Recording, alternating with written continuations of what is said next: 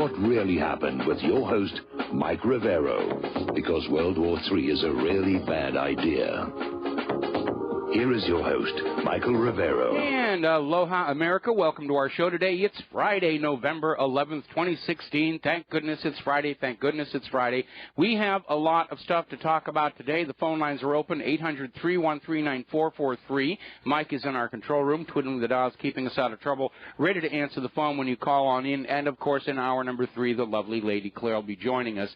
Happy Veterans Day to everybody, to all of our veterans who are out there who have gone on out and served our country, not always for the best and most noble of purposes, but still, you put on that uniform, you kept your promises, and this is your day to bask in the admiration and respect of your fellow citizens. All right, let's get right here to the good news. Last night we ended the show. I was in a bit of a snit, as it were. My knickers were well and truly twisted over this story that came out in Newsweek about how it might be possible for the electoral vote count to come on out as a tie because there were 3 states that were still stalling to finalize their election results: New Hampshire, Michigan, and Arizona. And if they all went for Hillary and they were able to flip Wisconsin, which was very, very close, then it would be an electoral college tie, and I was very upset at the machinations that were going on. Well, the good news is apparently the Secretary of State of Arizona, their office got flooded with phone calls late in the day, and at end of business day yesterday, they basically came on out, said the election is over, and they officially certified Donald Trump to be the winner of Arizona's electoral vote. So he's now up to 290. New Hampshire certified their election for Hillary, but that's only 4 electoral votes. So the only state still left in play is Michigan, and that's definitely leaning toward Donald Trump as well. So this idea of a tie at the Electoral College is well and truly dead. But now the sore losers are out there trying to push this petition. They put up a petition on the White House petition site to say, force the electors to go with the popular vote. We don't care what the tradition is. We don't care what the laws are. You make them go with the popular vote. And it's gotten 2 million signatures that are probably about as genuine and authentic as much of Hillary's voters were. But again, what's going on here? They're trying to change the rules of the game after the game is already over. I mean, it's like being in Las Vegas and you're sitting at a blackjack table and the dealer has just collected everybody's money, and everybody at the table says, you know something, we've all decided it should be 22. And I'm sure if you tried to do that in Las Vegas, you'd be very, very quickly shown the door.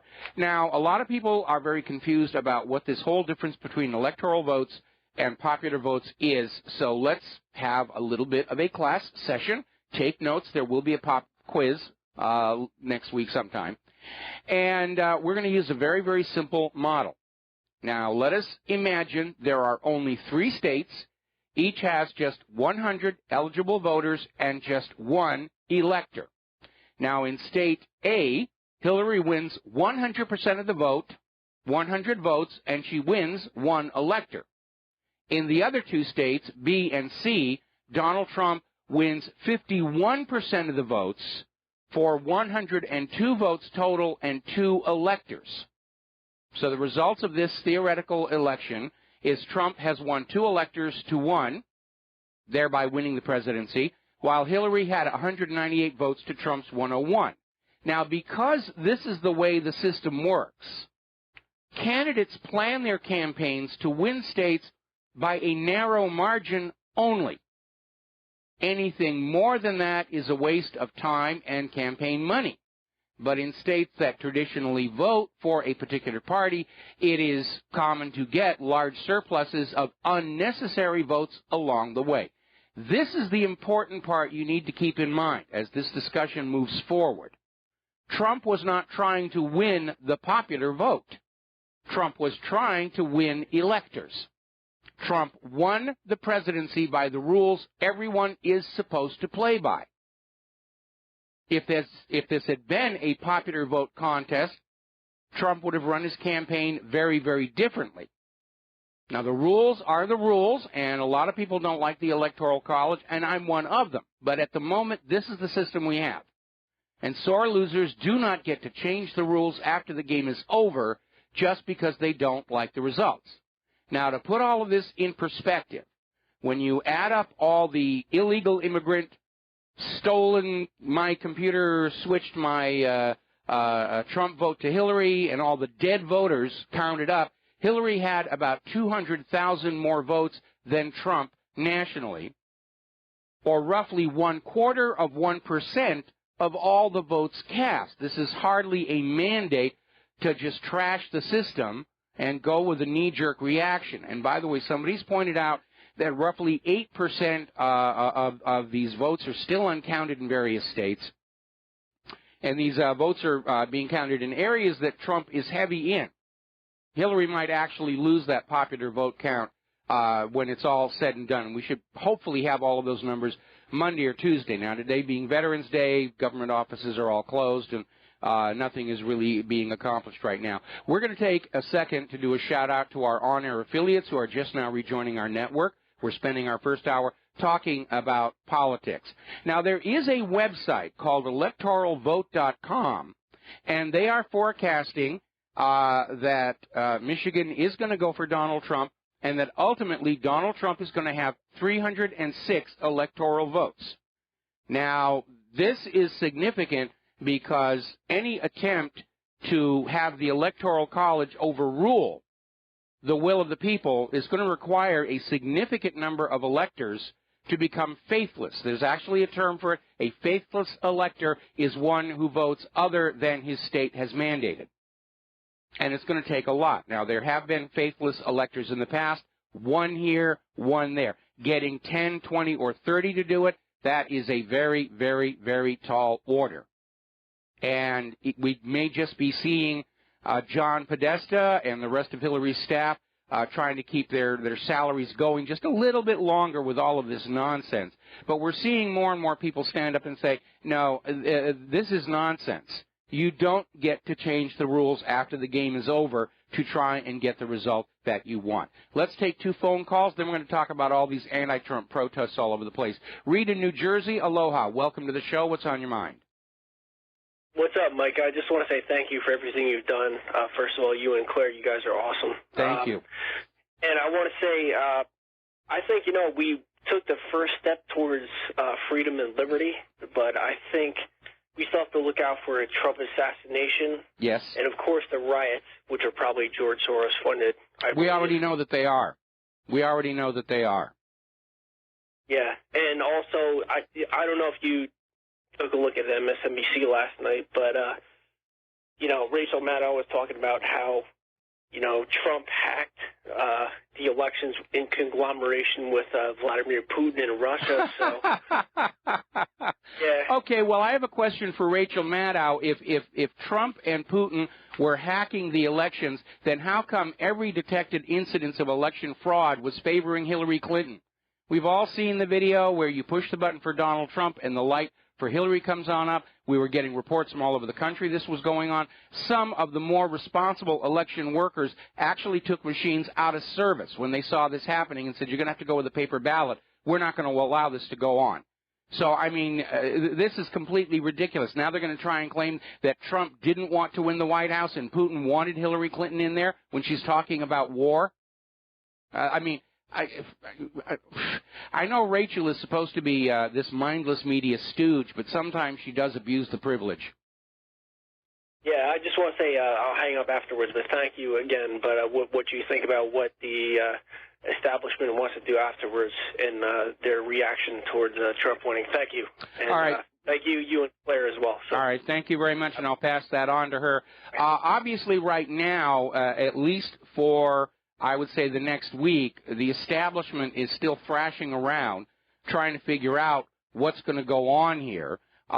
Certainly we're seeing the corporate media trying to recover its reputation, trying to everybody's looking to find somebody else to blame for this disaster and come on out of this with as much of their credibility and reputation intact as possible. It's not really going to work. As to what the establishment itself may be planning, we're going to be getting into that here when we start talking about the rioters.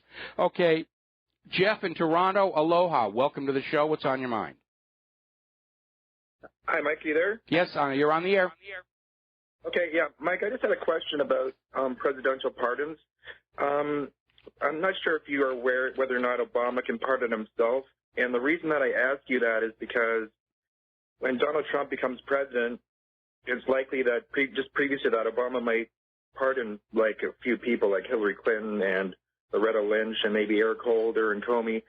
But if I was Donald Trump, I would probably go up to Obama and say, look, if you pardon all these people, then I'm going to go after you. Or if you don't pardon them, then I will let you go. What do you think about that? Well, it's entirely possible.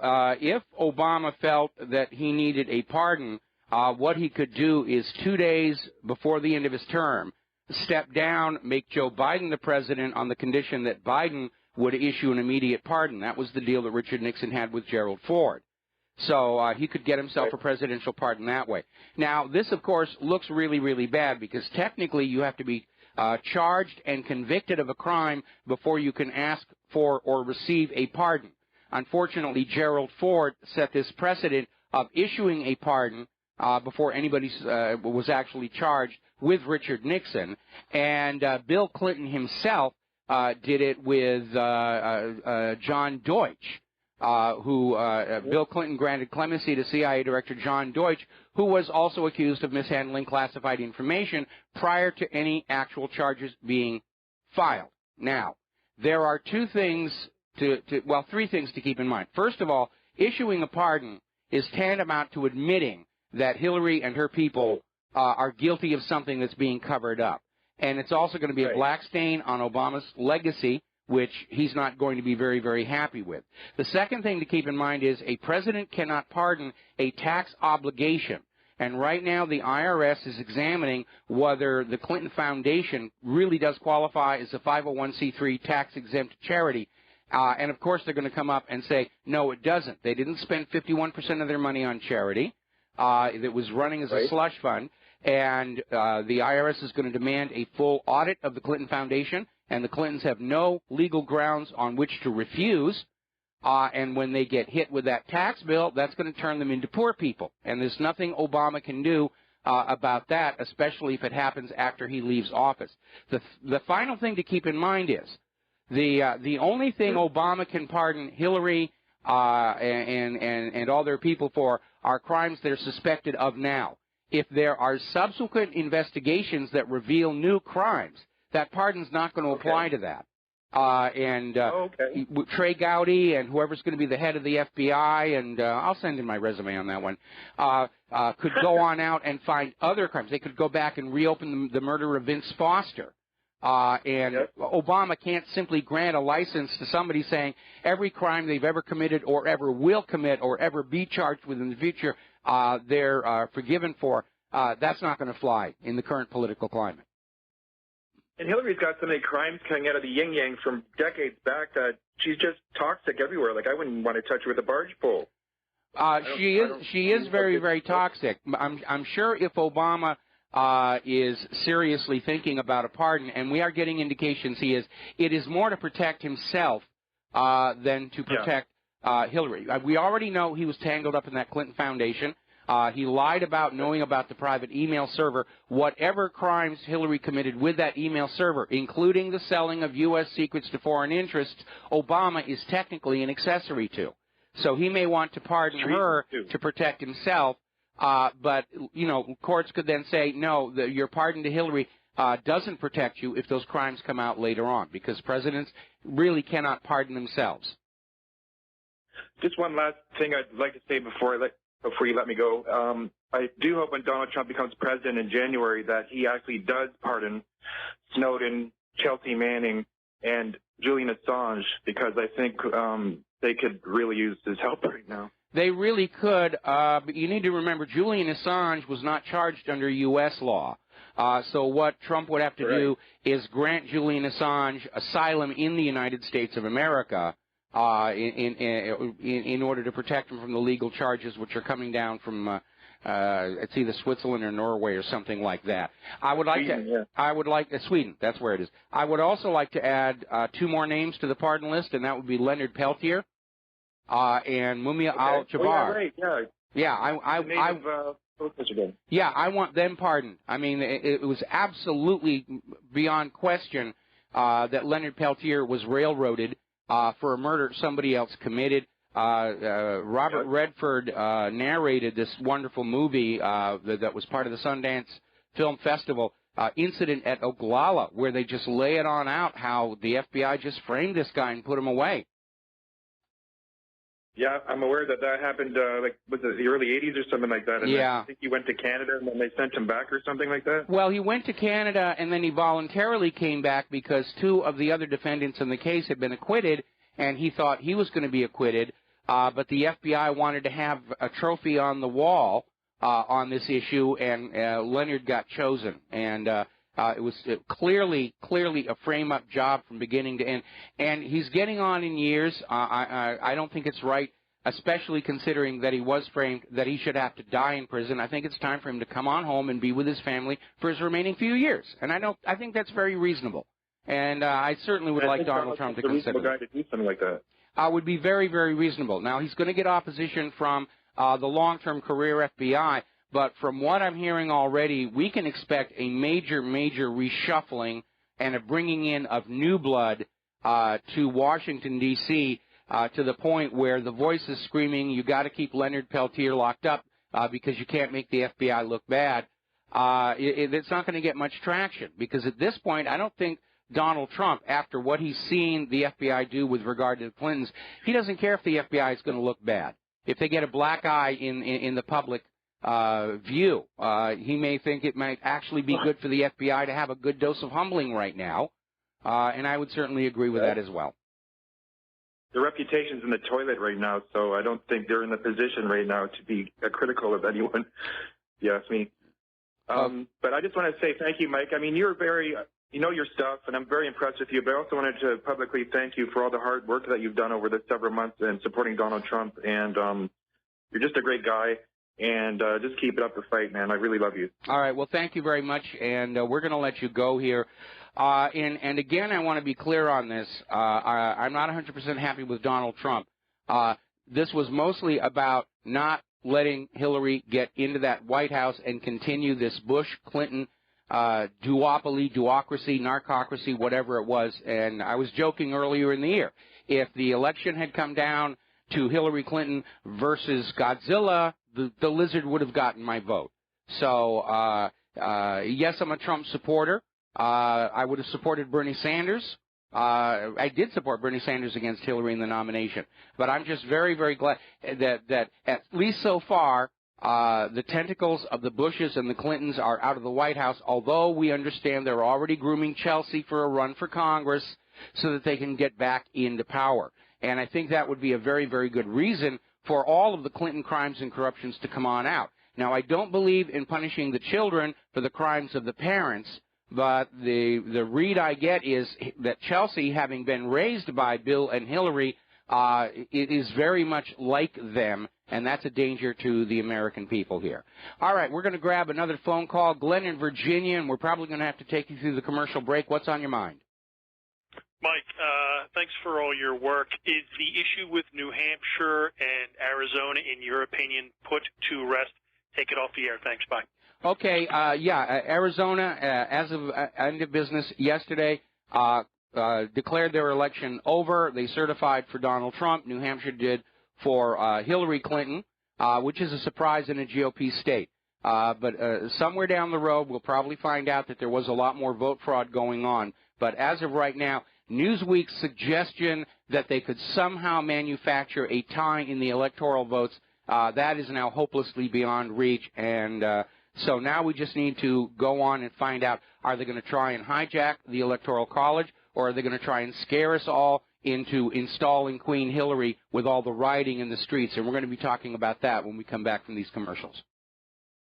Aloha, America. Welcome back to the show. And let us now talk about these riots that are going on. And that's what they are being called. Up in Portland, they had another one of these anti-Trump rally, we don't care what the rest of America wants, give us Hillary or we will do bad things to you. And Basically, the police are calling it a riot. They're calling them anarchists. They were throwing objects at officers. They vandalized local businesses and damaged cars. Because, after all, love trumps hate, right?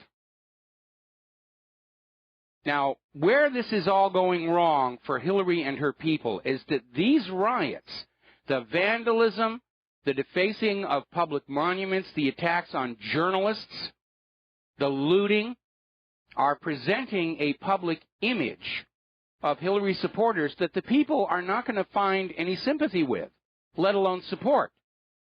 Everyone is now seeing that Hillary's constituency is the criminal class. Illegal immigrants, people connected with the CIA's drug trade, not to mention everybody who eagerly participated in massive election fraud. This is going to backfire horribly on Hillary because these violent protesters are turning public opinion against her and her effort to steal the White House back from Trump. And even Trump figured this out because earlier in the day, he was denouncing the protest as being started by provocateurs and fanned by the media, which is true. And then later in the day, he said, oh, well, let them go do what they're going to do. Because he knows the more out of control the violence gets, the better it's going to be for him and the worse for Hillary. Paul Joseph Watson agrees. He's got an article out there today. Each time another shop window gets smashed, it proves Trump was the right choice. Now, a photojournalist, this is somebody with war experience, been in combat. Kyle Ludowitz was trying to cover the riots in Oakland, California, and he was basically attacked by these Hillary supporters who beat him up and put him in the hospital and destroyed $5,000 worth of camera gear. This is the new public image of the liberals. And it's not going to win them any points with that corporate media when they behave like this. Apparently, Planned Parenthood is funding some of these Stop Trump campaigns and protests. Boy, do you remember when it was the Democrats demanding that Donald Trump gracefully accept the results of the election? Boy, that seems like such a long time ago. All right, let's get a couple of phone calls out of the way. Riley in Kansas, aloha. Welcome to the show. What's on your mind? Hi, Mike. Nice show, and thanks for staying with us. Thank you. I just wanted to comment on that Newsweek. I think that article was actually spiked because my opinion is this. Anybody who runs for the state house or state senate or any state office within those states can call for that election results to be upheld. So for them to say that it was strictly upheld because Hillary was going to make some sort of a challenge to it is, I think, just pure hype on their behalf to alarm the people. Well, it was trying to sell the idea that this election was not really over, until Hillary is able to change the rules so that she could claim victory. But, we're seeing the machinery of Washington, D.C., and even the vast majority of the corporate media are basically acting like they have accepted Trump's presidency. And it's just a few small holdouts, stragglers, whatever, that are out there with this nonsense about the Electoral College and other doom and gloom that might be coming. Yeah, and the other observation I'd like to make is nobody other than David Clark there in Milwaukee is doing anything against any of these protesters or rioters or the people that are getting killed, like those that were shot in Seattle, and these programs going on and on and on, and nobody's doing anything about it. I mean, whether they have to declare martial law or whatever, somebody needs to stand up here and make an example, and we don't have apparently one brave soul willing to do that. Well, again, if there is a larger agenda at work, they want these riots to go out of control. And we've talked about this before, back when they were trying to fan up race riots and everything, that Obama would love nothing better than riots across the country so he could declare a national emergency, and maybe that's where this is going. Riley, I'm going to have to let you go. We got to do a break for commercials. I'm going to talk more about this when we get back from these words from our sponsors. Hello, hi, America. Welcome back to the show here. And before we go back to the phone lines here, I want to get some more news and information in for you. Anybody who's out there saying Donald Trump has chosen X to be this position or that, I mean, first of all, the rumors are flying, and I don't think anything's final. And we're already seeing that Donald Trump is capable of realizing he's made a mistake and making changes. And he's already done, according to this story that's just now breaking, apparently Donald Trump has done the "you're fired" to Governor Chris Christie, who was in charge of the transition team, and now Vice President-elect Mike Pence is now the new head of the presidential transition team.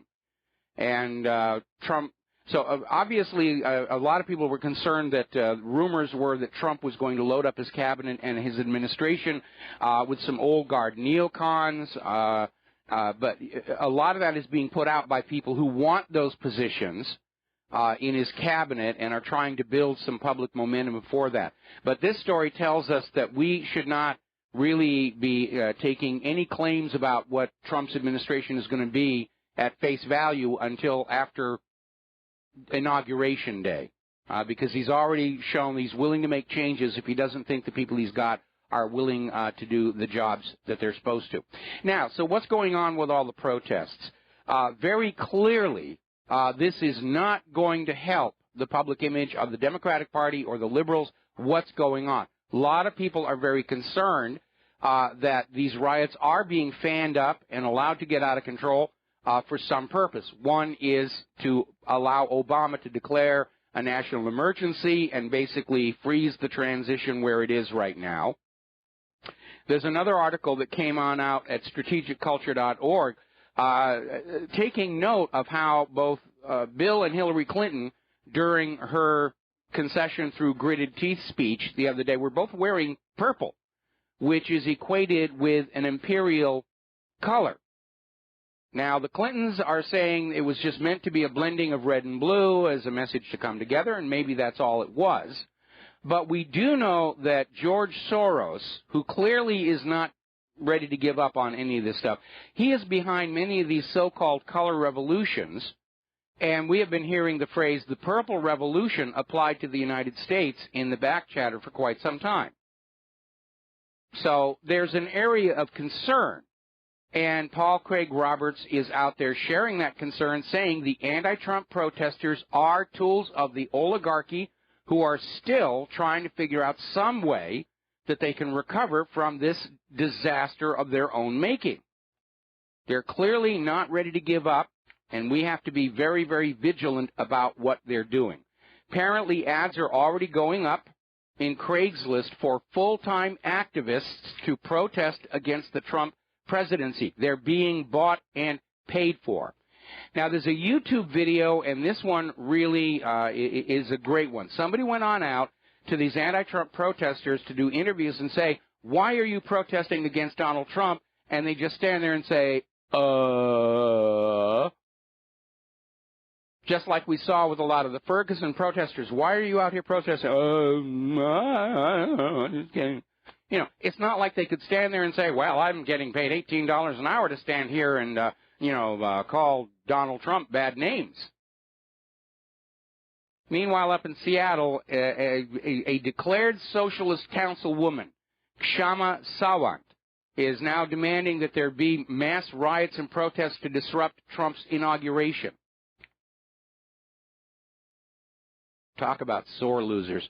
All right, let's get some more phone calls out of the way here. Steve in Florida, aloha. Welcome to the show. What's on your mind? Hello, Mike.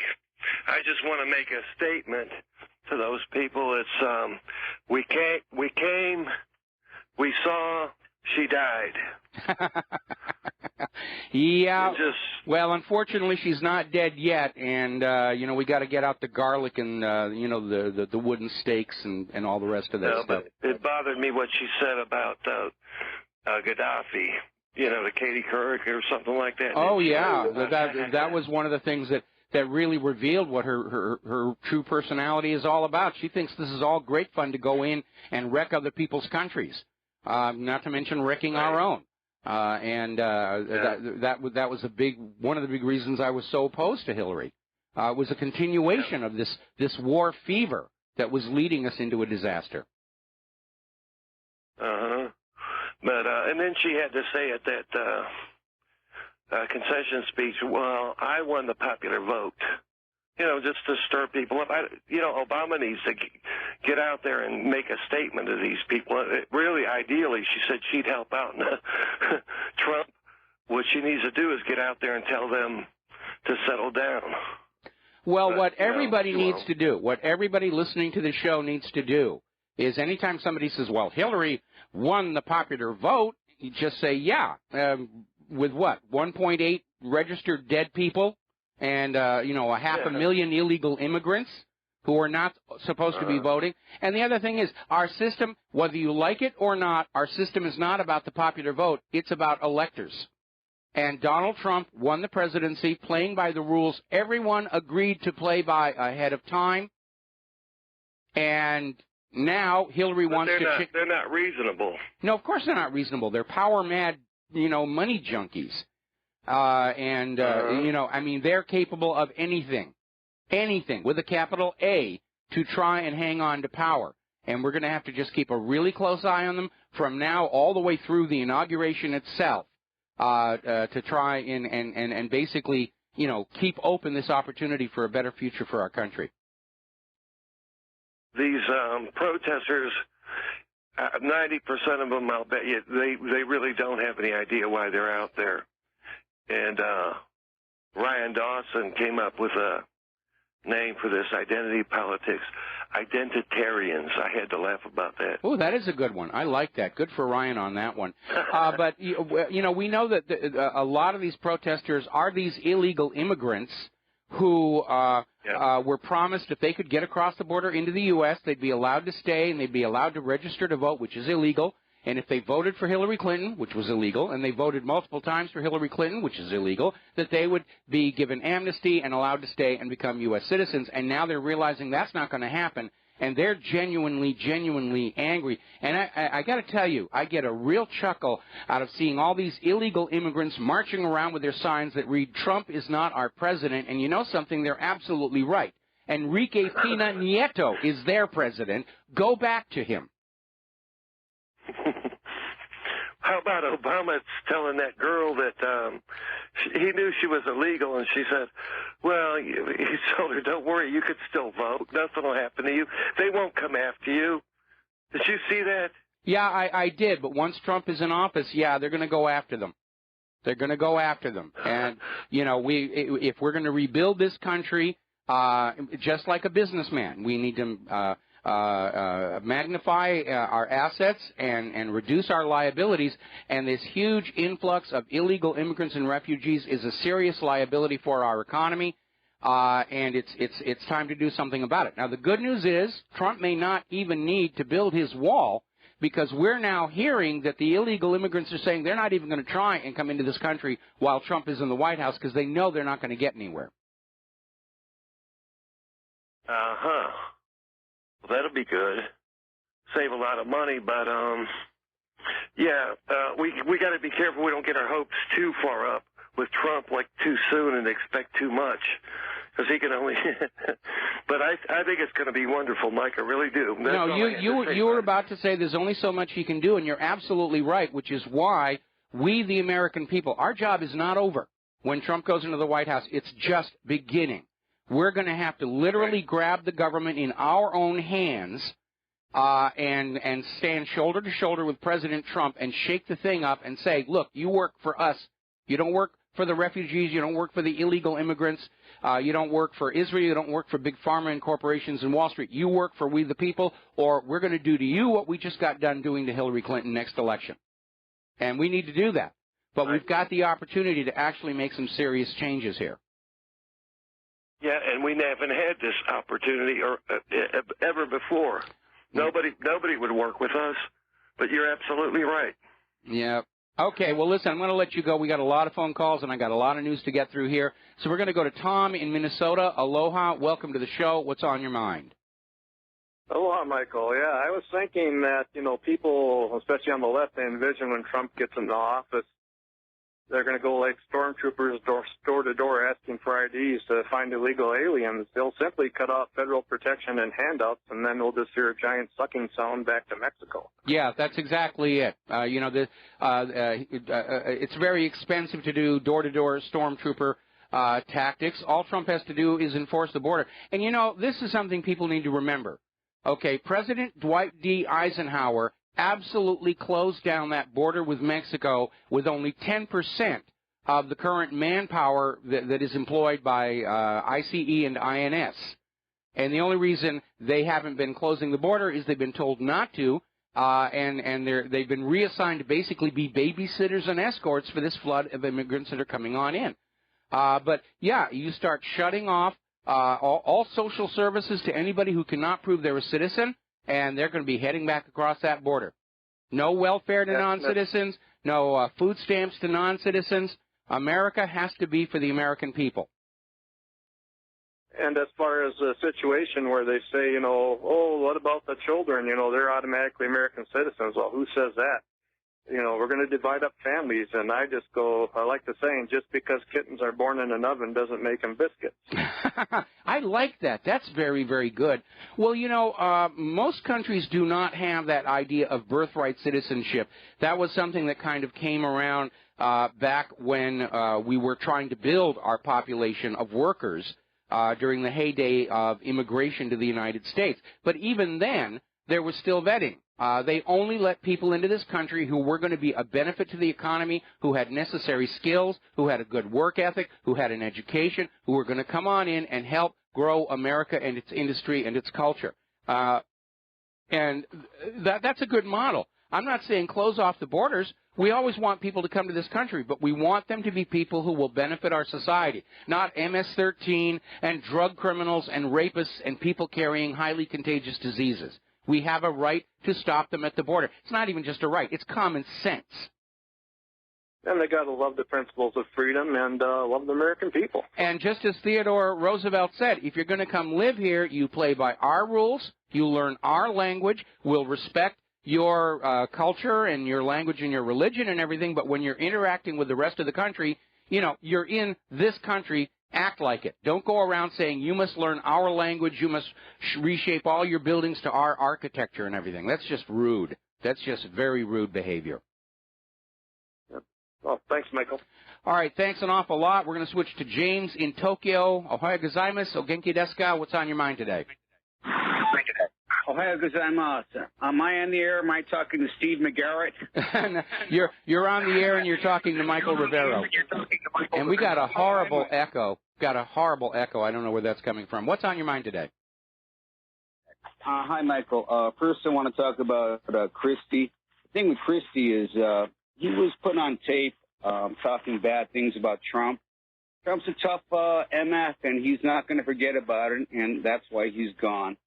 And I just hope that Mr. Pence is another LBJ. Well, here's we've got a problem with this phone line. I'm going to have to let you go here. I'm going to respond to what you just said. James, thank you very much. We're going to drop the line here. The fact is that Chris Christie was originally chosen to lead Donald Trump's transition team, and Donald Trump recognized that whatever Chris Christie was planning on doing wasn't going to work for him. And that probably included Chris Christie pushing certain individuals on Donald Trump for positions in the administration that Donald Trump doesn't want to be there. So I don't think it was an issue about Chris Christie having said bad things about Trump before. I think it was an issue of Christie's job performance. And I think having a president who's willing to fire non-performing members of the administration, that's going to be a refreshing change. And we're going to actually see some stuff get done. We're going to actually see that White House return to being a meritocracy. All right, let's see. James in North Carolina, aloha. Welcome to the show. What's on your mind? Yes, Mike. I would say good afternoon, but I guess it's still morning there in Hawaii, isn't it? Just slightly. About another 10 minutes and it will be lunchtime. This looks like it's going to be the fourth time in history that there's been a split between the popular vote and the electoral vote. I did a little bit of research on that, and that oddly enough, the Democrats have come out on the short end every time. Then I had been doing some thinking about the situation, if there could be anything to solve that problem that might occasionally crop up. It's not a problem. Listen to me. It's not a problem. Okay? The candidates were not. It is to some people. Well, let me explain why these people are wrong. We have a certain way that we run our presidential elections, and not everybody agrees with it. And by the way, I'm one of those. I don't think the Electoral College is a really good idea. It was actually put in to allow the politicians to override a populist candidate who was unqualified for the office. But it's still anti-democratic. But right now, for this election, for 2016, these are the rules everybody agreed to play by, and the rules say you are out to win electors, not a popularity contest. And Donald Trump won by the rules that everybody plays by, and now Hillary and the rest of the sore losers are screaming and crying, saying, you've got to change the rules so that we can win. And again, her margin in the popular vote is only 200,000, 0.25% of all the people who voted. And until you are able to tell us how many of those votes were legitimate versus illegal immigrants, convicted felons, the dead voters, and all the machine fraud, we actually don't know for certain what her popular vote count was.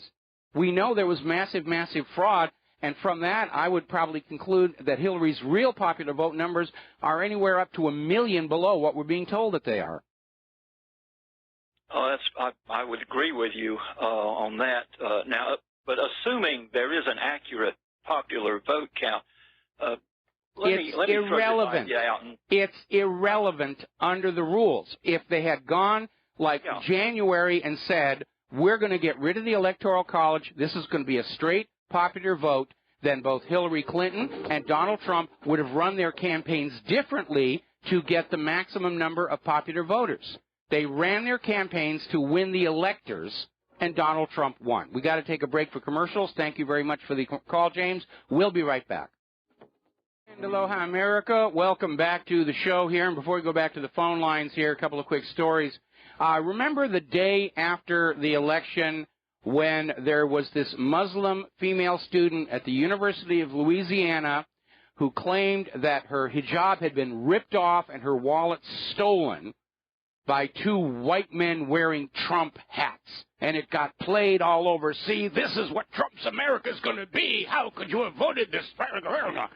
As of right now, the Lafayette Police Department is saying it was a complete hoax. It was a hate crime hoax. This liberal just made it up out of thin air. And they're saying there is no investigation. There are no two white guys with Trump hats that are being sought. And the liberals are saying, but you're supposed to believe her. She's a woman. She's a minority. You're supposed to believe her. You're not supposed to question her. Now, Soros has hit a bit of a road bump because, remember, down in Dallas, Texas, these Soros-funded Black Lives Matter protests resulted in the death of a lot of people, including a police officer. Soros and Black Lives Matter are now being sued for $550 million. So, all right, let's go back to the phones here. Dustin in New Jersey, aloha. Welcome to the show. What's on your mind? Yeah, hi, Mike. Yeah, you know, when I called yesterday about the buses in Texas, there must be about 20 buses. So this is just the beginning, Mike, because to put this much money into all those buses to pack them full, these people are going to go all the way to Inauguration Day, including there, because there's been pamphlets being handed out looking for, protesters to be there to go to this website and stuff. So yeah, this is definitely an organized effort. This is definitely an organized effort. And you're right. This is the Purple Revolution because it's the same playbook they used in Ukraine twice. Yes. And Syria. And Syria and Iran in 1953 and Chile in 1973 and on and on and on and on. Now they're going to do it here. because they're just sick and tired of this democracy nonsense. Well, what happens if they start arming these people, Mike? Like, I mean, these people are, not all of them, but there's a percentage. Wait a minute. Wait, a minute. A liberal know how to use a gun? Are you crazy? Well, at least they won't have to worry about no witnesses. Oh, my goodness! Well, yeah. I mean, this is it's a bizarre thing. You know, I thought that color what she was wearing was bizarre. That purple. It just seemed very odd. We're coming up on the top of the hour and the station break here, and I just want to point something out. Have you noticed that Hillary Clinton has not come out making any statements for these protesters to calm down and stand down? Not a single word from her at all on this issue. And that is very telling. Dustin, thank you for the call. We're going to let you go, take a break for station identification, and we'll be right back. And aloha, America. Welcome back to our show. Hour number 2. The phone lines are open, 800-313-9443. And before we go back to the phones here, WikiLeaks deservedly is getting a lot of attention for the information they have been putting out about the Clinton crimes and corruptions and just how widespread this culture of corruption has spread through our entire government. But they're not the only players out there. There have been a lot of people leaking, and people may have forgotten that the internal emails from the Democratic National Committee, which blew the whistle on the fact that they were rigging the primaries for Hillary Clinton, came from another group entirely called DC Leaks. Well, they've just done another huge data dump, emails from a lot of people, including Huma Abedin and the Podesta brothers. People are already starting to go through that and looking for pay dirt. We already know that Monsanto was a big donor to the Clinton Foundation. A lot of dirt is coming on out, and we need to get it on out there and really inform America what's been going on, because we still have a large number of people who are going around absolutely convinced that what they're being told by the corporate TV news media is reality, and it isn't. And I got into a discussion with somebody last night about, oh, Trump is terrible. ABC told me and all the rest of this. And I came up with a very simple thing. Do you remember how the Nazis used radio and newspapers to lie to their people, tell them how wonderful those in power were, get them to go along with the wars? And they said, yeah, of course I remember that. I said, do you remember how the Soviet Union used the newspapers and radio and even TV to lie to their people about how wonderful those in power were and get them to go along with the government agenda? So, yeah, I remember this. On what basis do you think this government is any different? Long silence out there. All right, let's see. We're going to go back to the phones here. Mike in Maryland. Aloha. Welcome to the show. What's on your mind? Hey, thanks for taking the call. You know, I was just thinking, I really feel sorry for Hillary Clinton. It's really a shame. She took a bail to Obama in 2008 so he could become president, and now it's her turn, by God. And so I think... Are you on drugs? I'm sorry. Not quite. I'm being facetious here. Oh, I would certainly hope so. I was about ready to hit the drop button on you. I have no sympathy for Hillary Clinton, she. Trust me on this. Okay, go ahead. Go ahead and finish. Okay, I think Trump should be magnanimous towards Hillary Clinton and offer her a job as an administration, as ambassador to Syria or Libya. Or Libya. Yeah, ambassador to Libya. You know something? I actually agree with you on that one. Hillary for ambassador to Libya. I love that. Okay, that's it. Keep up the great work. All right, thanks an awful lot. We're going to switch over to Elizabeth in Connecticut. Aloha, welcome to the show. What's on your mind? Hey, hello? You're on the air. Hello? You're on the air. How are you? I'm fine. Okay. I wanted to just talk a little bit about this cultural invasion that's happening. I know you touched on it, both in Europe and here. And, it's all about the numbers and demographics, because I think these globalists are searching for kind of world rule that is communist in its makeup. Yes. And then just, the top. So, European people just don't like that. And so they're trying to replace our population. I mean, you see this anti-white wave right now. so many people are being attacked just for being Trump supporters, kids, adults. It's really insane. I mean, I came from California, and that state is no longer American. It's completely and totally invaded. It's virtually part of Mexico now. Well, what's going on? What's going on with the globalists is they're trying to blur all of the various peoples of planet Earth together, mix them all together, to destroy any sense of a cultural or regional or historic identity. They're also attacking our history. Look at the campaign against the Confederate flag. Oh, you can't remember that. Because people who have a strong sense of self and identity and their place in the world are much more difficult to control than people whose sense of place is so muddied they're just grateful to be told where they're supposed to go next week. And that's a big part of it. And it isn't that they want to replace the white population in the United States. They simply want to dilute them to where there is no basis for a majority of a formation of any kind of a political movement against the globalists.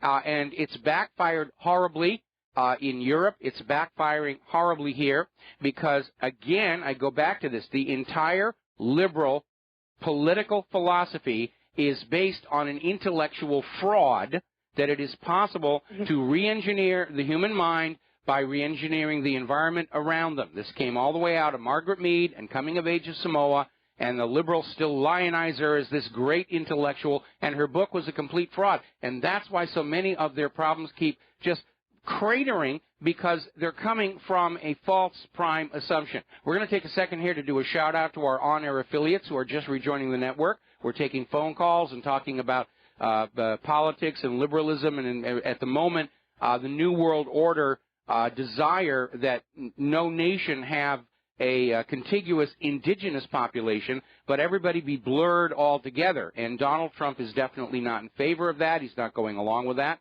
And that's one of the reasons they were so opposed to him. Yeah, the other point I wanted to make is about the Electoral College. And I know it's not, quote-unquote, democratic, but, I mean, democratic is basically mob rule. And if we didn't have the Electoral College, people in the rural parts of the country would be ruled over by New York and California. So in a way, it protects the rural people. And then the other small point I wanted to make, did you notice, like, that comedian Lena Dunham made a video about a week ago? It was literally about the extinction of white man. Yeah, I remember that. And and then there's this Professor Noel Ignatieff, if anybody wants to go on YouTube. I mean, he literally talks about, like, I just don't get these people.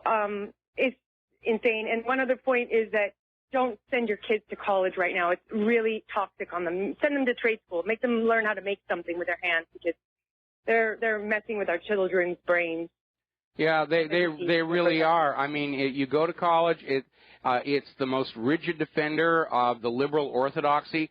They're plunging these kids $50,000-$60,000 into student loan debt to learn things like interpretive dance and art history, none of which they're ever going to find a decent job on. Well, maybe the dancers will go over and work at the strip clubs or something, but they're not really creating people to be functioning productive members of society. They're simply conditioning a future political base. And unfortunately, we're now seeing it down in the public school system, where apparently teachers have been just filling these kids' heads full of all these horrible things that were going to happen if Trump won the election. And now that Trump has won the election, the kids are all flipping out and they're going hysterical, and the teachers don't know what to do. They're probably shoving more antidepressants at them or something at this point.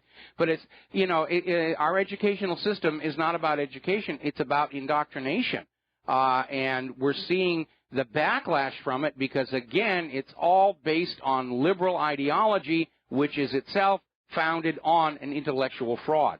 And that's why they keep trying this stuff, and it keeps failing, but nobody has the courage to go back and say, you know something, maybe people are born with certain inherent qualities and traits and abilities built in that are not subject to tinkering from outside. Yeah, and there's one last point, if you don't mind, that I've felt in my life. There's a toxic third-wave feminism is not only harmful to the men around us, it is very and extremely harmful to the women, because yes, these women end up wasting their lives on these weird careers and not thinking about having a family. And then they end up being, 50 or 40 and whatever with no children, and they've left nothing behind. And that's the most beautiful thing that a woman can do, is leave a legacy of the next generation. And this feminism stuff is, I would say, if there is some kind of global thing, I mean, this is just very toxic and harmful, and I think that we've lived long enough with this cultural Marxism in our country. We can't take it any longer. Yeah, I'm certainly in favor of that here. I would strongly recommend you hunt down a book called Who Stole Feminism by Christine Hobbs Sommers. And Christine is herself a feminist, but she became a feminist back when it was still equity feminism, equal pay for equal work, equal access to credit, equal access to education, things we could all get behind, things that we all thought was a good idea. And her book chronicles how feminism was hijacked in the 1990s and turned into this militant gender feminism of male bashing and screaming that all men are rapists, and actually trying to turn women back into a victim culture, a victim class, running and hiding all the time because the evil male rapists were going to come out and do things to them. And it got seriously out of control. And Christine Hobbs Sommers wrote a very, very good book on how this all came down. And it's definitely worth looking at. Thank you very much, Michael. All right, thanks an awful lot. We're going to switch over to Mark in North Carolina. Aloha. Welcome to the show. What's on your mind? How you doing, Mike? Mike, as far as the Electoral College goes, if you had just based on a popular vote, these elections would be run a different way. There would be more of an attempt to go to more areas of the country and go after every vote rather than to single out certain states that they call battleground states and all that. That's the only thing. Trump would have still won, and probably won by an even bigger landslide had that happened. The only thing is this: if we're going to change it, before they change it, it has to be a constitutional amendment anyway. What they need to do is make sure that everybody who votes has a picture ID, no excuses, no nothing. Everybody who's registered has to prove their citizenship as when they register to vote. And then I could go for it, because California especially is one of the worst when it comes to illegal aliens voting. The rolls of the dead people are still on the rolls. Non-citizens are voting. They're getting licenses, and Jerry Brown, of course, is one of the worst dirtbags probably in as far as governors in the whole country. So I mean, that's got to change if they're ever going to bring back. Meanwhile, Trump has won this fair and square. Most of the states, the vast majority of states in Middle America, favor him. I think by the time this is over, he's going to get. You were worried yesterday that they're going to try to steal on the electoral that he didn't get some of these votes.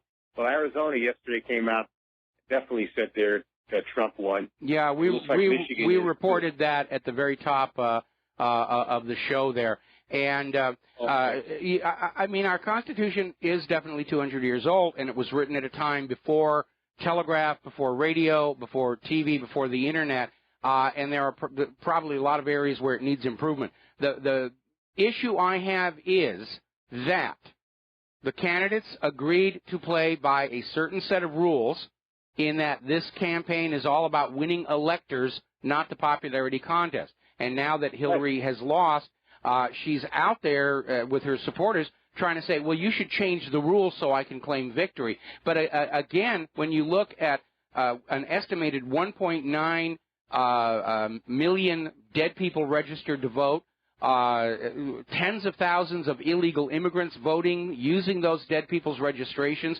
60,000 felons who were pardoned in order to give them their voting rights to go and vote for Hillary Clinton. We don't actually know how many votes Hillary Clinton got from legal American citizens alive and able, to vote properly. We don't know. So it's ridiculous to argue that she won the popular vote when there's absolutely no trust in this election system itself. Yeah, that's what I'm saying. I mean, especially states like California, New York, and for them Illinois, where there's nothing but corruption going on when it comes to voting. So, And as far as, by the way, these people calling for violence and all, they would, if you ever got to true Americans coming out there and say enough is enough, they would put that resurrection down so quickly because these people, like you said, these people don't even know how to handle a gun, okay, let alone do anything else. They would get slaughtered. And the other thing is, too, in the old days, and hopefully when Trump becomes president, it's going to happen again, illegal aliens wouldn't dare go out there in the street and riot and demonstrate. They would be too afraid of La Negra coming out there and scooping them up. And that's what you need to have done. You need to have the Border Patrol and the immigration officers out there, and as soon as they start, they should start rounding them up and seeing, are you here, and sending them back to, I don't know, wherever they come from, Mexico, Central America, wherever. You know, that's another thing. But you don't have that anymore. Now that they're not even fearful anymore of getting caught, because Obama said the other day, basically encouraged them to go and vote. Yeah, I mean, we've got a government made up of criminals. Both the Bushes and the Clintons go all the way back to the CIA's Operation Screwworm, which was this illegal gun and drug running smuggling operation into Nicaragua, and the U.S. end was in Arkansas under then Governor Bill Clinton. Well, if you have a criminal government, you develop a society that's very tolerant of crime, where the laws are only applied to the little people to keep them obedient servants, paying the bills and breeding more workers and children. And around them, you have this culture of crime and corruption where people think it's okay to go on out and behave this way. That's one of the really scary things about this entire campaign is just how many American citizens were perfectly comfortable going along with trying to steal this election on behalf of Hillary Clinton. And it almost makes me ashamed to be an American. You know what else I don't understand? I don't stand a lot of Black America.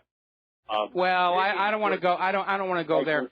In any event, we're really short on time, and I got to get through a few more phone calls. Then we're going to close the lines and get back to the news leading up to the top of the hour and the lovely Lady Claire. So let's go to Bob in Brooklyn. Aloha, Bob. Welcome to the show. What's on your mind? Hi, Mike. I want to congratulate you. People like you and the rest of you guys. Payback is a Hillary, like you said yesterday. Yes. Number two, I hope Newsweek doesn't throw away all those magazines. I'd sure like to get my hands on one of those. I want to get one of those. I want to get one of those for Donald Trump so he can do the Truman pose with it.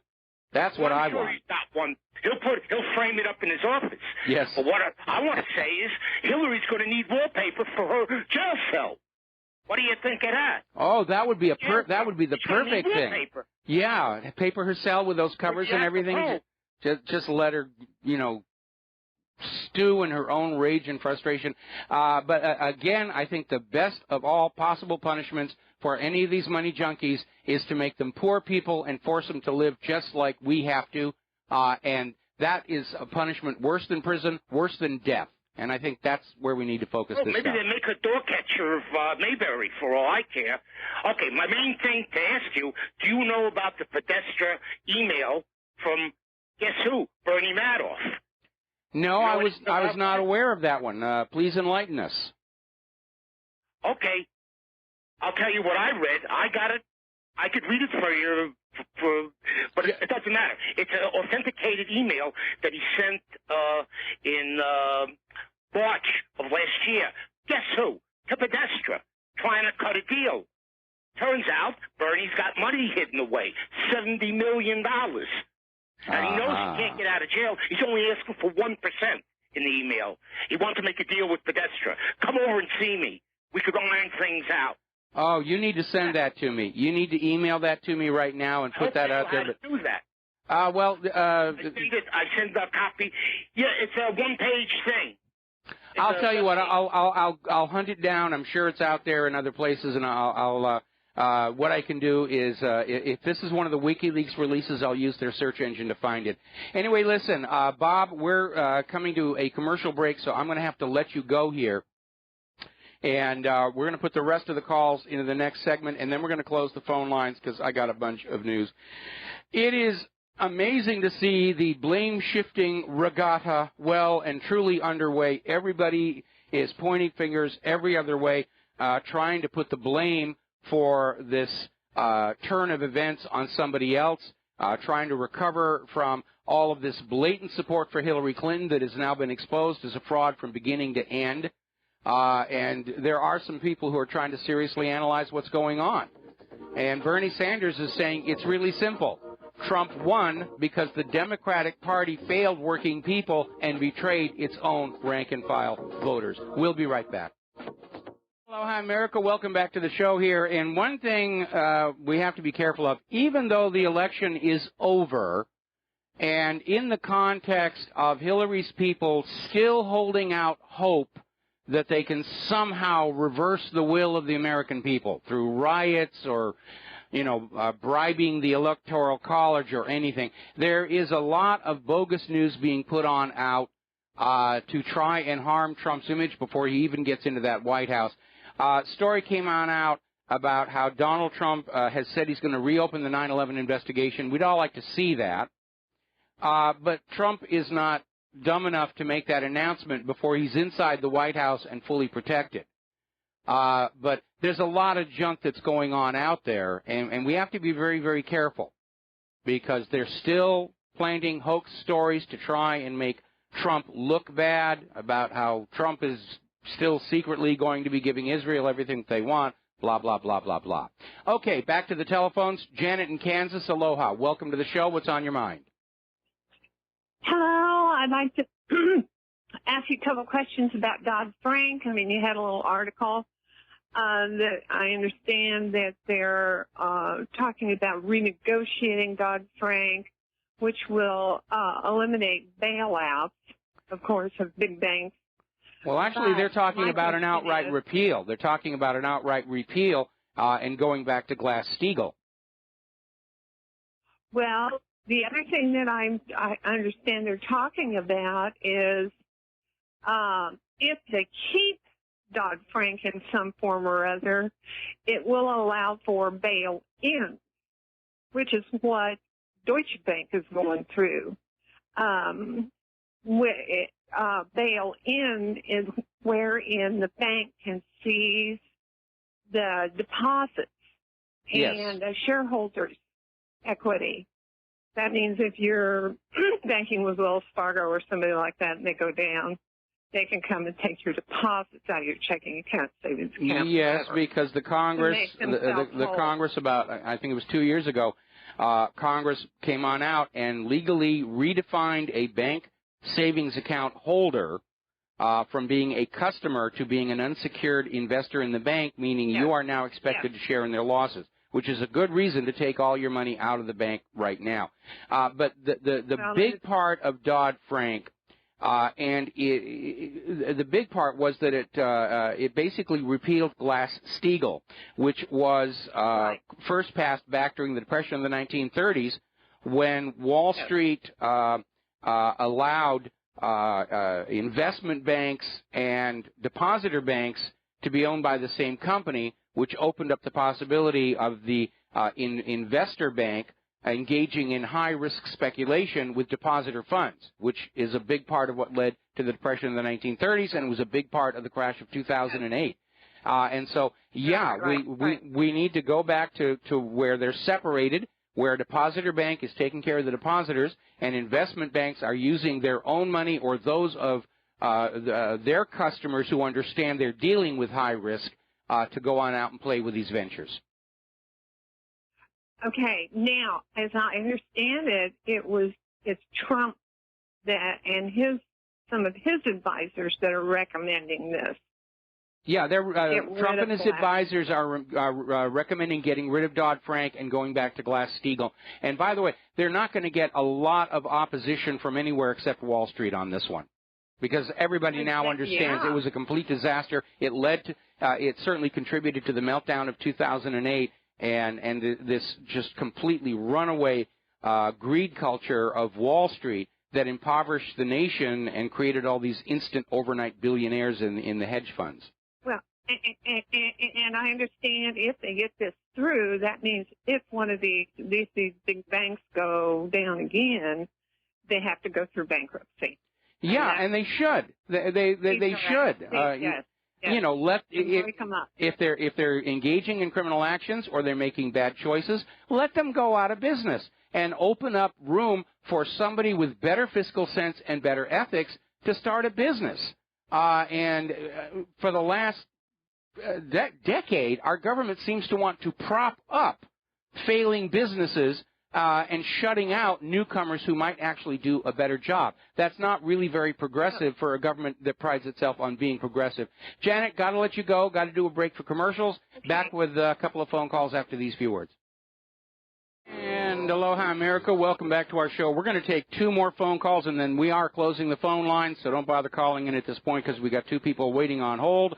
And we're going to go to Bruce in Texas. Bruce, aloha. Thank you for waiting so patiently. What's on your mind? We lost Bruce. We lost Bruce. Let's go to Bill in Philadelphia. Aloha, Bill. What's on your mind? Bill, are you there? I am here. I just want to say thank you, Michael. Thank you, your wife, Alex Jones, Breitbart, Drudge. All you guys are absolute saints, because if it wasn't for you guys, a lot of us wouldn't have the slightest idea what's going on in this world, because the media is totally trash. I was working the polls here in Philadelphia, and out of 850 people who voted.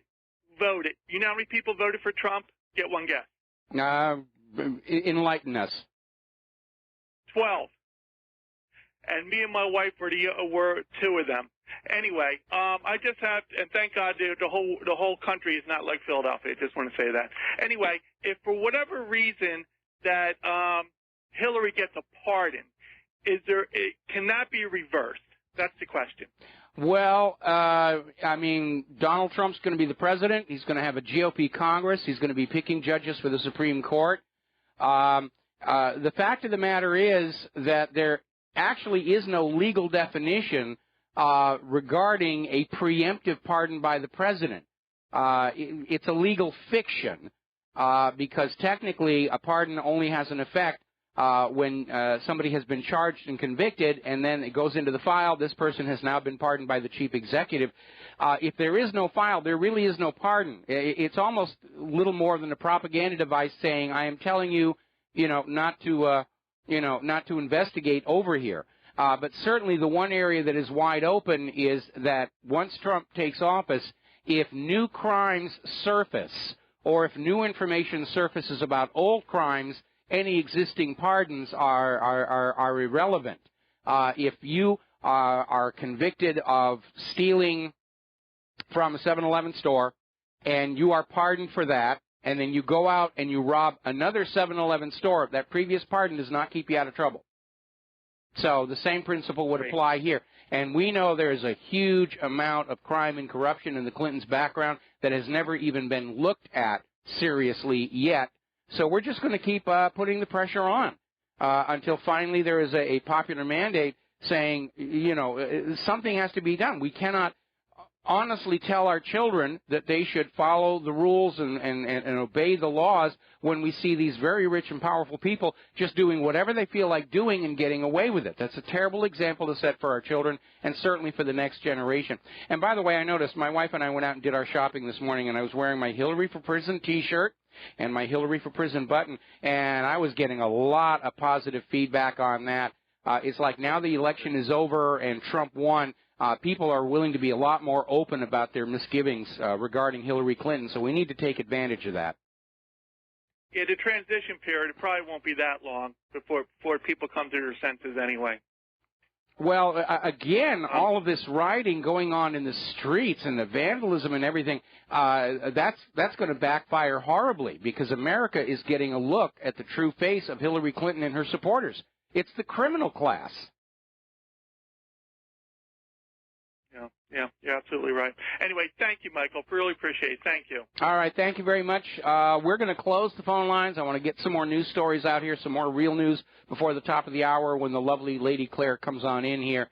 So we were talking about the blame-shifting regatta. Everybody's pointing fingers, and everybody's got an analysis out there over at Aletho News. They're saying, poor liberals, you've got nobody to blame for yourselves but yourselves for what happened. And just talking about how they really almost lost touch with reality, with the extreme political correctness, the victimhood, saying you've got to have all these the nonsense over what bathroom we're supposed to be using. It really got completely out of control. And I think in many ways the liberal establishment fell into a trap that I have seen politicians, and certainly during my time in Hollywood, I saw a lot of celebrities fall into it, and that is the trap of starting to believe your own press releases. And I think the liberals stopped seeing what was going on in front of them and started believing their own propaganda about how well they were loved and the American people are with them and the people are going to be for Hillary. And that's why they got caught so by surprise.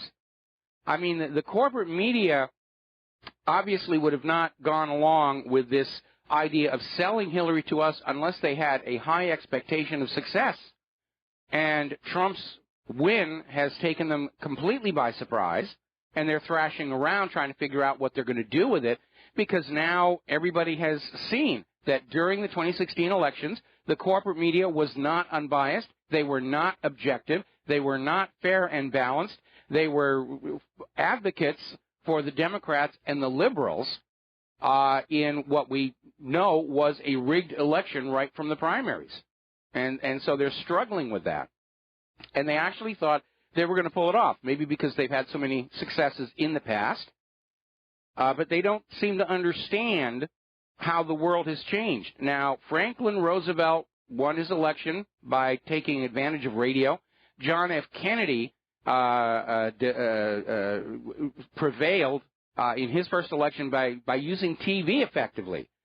His TV debate with Richard Nixon is actually studied for all the mistakes that Nixon made in terms of his makeup and his demeanor and his presentation, and for what Kennedy did. And Donald Trump won this election by successfully using social media and the independent media in his campaign. And we're seeing people over at CNN are wringing their hands and saying, "Oh, those kids with their blogs and the websites, they just wrecked it for everybody." No, we didn't. We just wrecked it for the criminals in power, and that was what we set out to do here.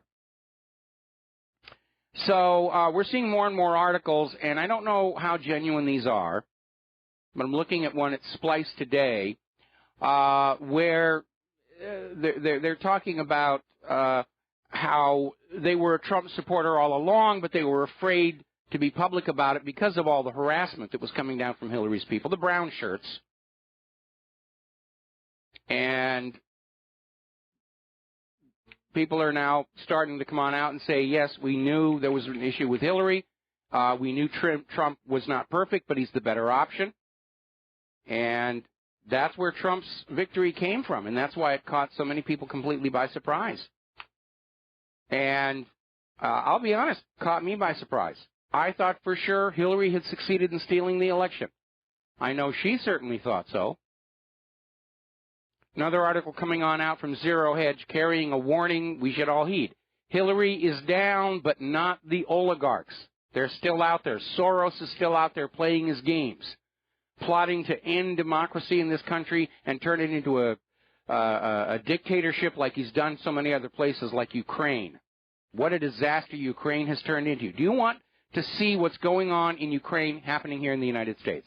Do you want to see what's happening with all the problems with the refugees in Europe here in the United States? And if the answer is no, and it should be, or seek therapy, then you've got to stand up and oppose George Soros and all of his non-governmental organizations. And I hope he gets taken to the cleaners in that lawsuit over that dead Dallas police officer. Because, yes, Soros tinkering with the world has resulted in deaths all across the globe for which he should be held accountable. We have the gun grabbers who are out there saying that the gun manufacturers ought to be held liable for people killed with their product. All right, well, let's apply that to George Soros, who throws his money into these organizations who go on out and destabilize governments, cause riots. Remember during the Maidan in Kiev, they had snipers up on the roofs shooting in both directions to fan the anger up. Soros paid for all that he's guilty. He's guilty of conspiracy to commit murder. I certainly hope we're not going to have a bunch of George Soros snipers up on the rooftops on some of these anti-Trump protests, shooting in all directions to try and get things wound up, but they could. This is how he likes to play. And I have a serious, serious problem with these money junkies who think that having that much money gives them a divine right to play with this planet and its people like toys. I don't want George Soros in control of this country. He's not been elected to that office. Now, a lot of people are saying, whither the Democratic Party? Because with Hillary Clinton's downfall, Debbie Wasserman Schultz having to resign, and now they're talking about Donna Brazile needs to be kicked out. The Democratic Party is almost leaderless, directionless, and talentless. They've got people like Elizabeth Warren and Bernie Sanders. There are no new young up-and-comers that can be presented as the future of the Democratic Party, except possibly, of course, Chelsea Clinton, who's already being groomed for a run for the Congress. But the Democrats did it to themselves back when they anointed Hillary at their convention. And I actually put up this little graphic that said, "Congratulations, Democrats. You are now welded to Hillary Clinton's destiny. And when she goes down, it will destroy the Democratic Party the way Richard Nixon destroyed the GOP. And it will be 10 years before they can recover, at least." Story over on CNN, how did Trump win? Here are 24 theories. And, of course, nowhere in there is this idea that maybe CNN's blatant bias toward Hillary Clinton might have alienated a lot of their viewers. The short version is it's all the fault of the Internet and all those white people. Those white people, they're the ones who just cursed us with Donald Trump. All these white people, we need to get rid of them. Now, can you imagine what would happen if somebody at CNN or ABC or NBC said, those black people are all a problem. We've got to get rid of them. Why is it okay to be bashing on white people and talking about exterminating them and get a free pass when applied to any other ethnic group, you would be vilified and demonized, lose your job, and banished from your career? Who is it who painted a target on the back of white people? Story out of the New York Times, thoughts for the horrified. And they're out there saying, we were just as surprised and taken aback as anybody else over what was going on. And they're basically taking their Nobel Prize winning columnist and they're wagging him out saying, see, he's got a Nobel Prize, you should listen to him. As he thrashes about and wrings his hands and whines and moans about how this could have happened in the United States of America, that they did not get the president they thought we should have. Story out of Business Insider, Trump's win has shattered the Democratic Party. Well, maybe not.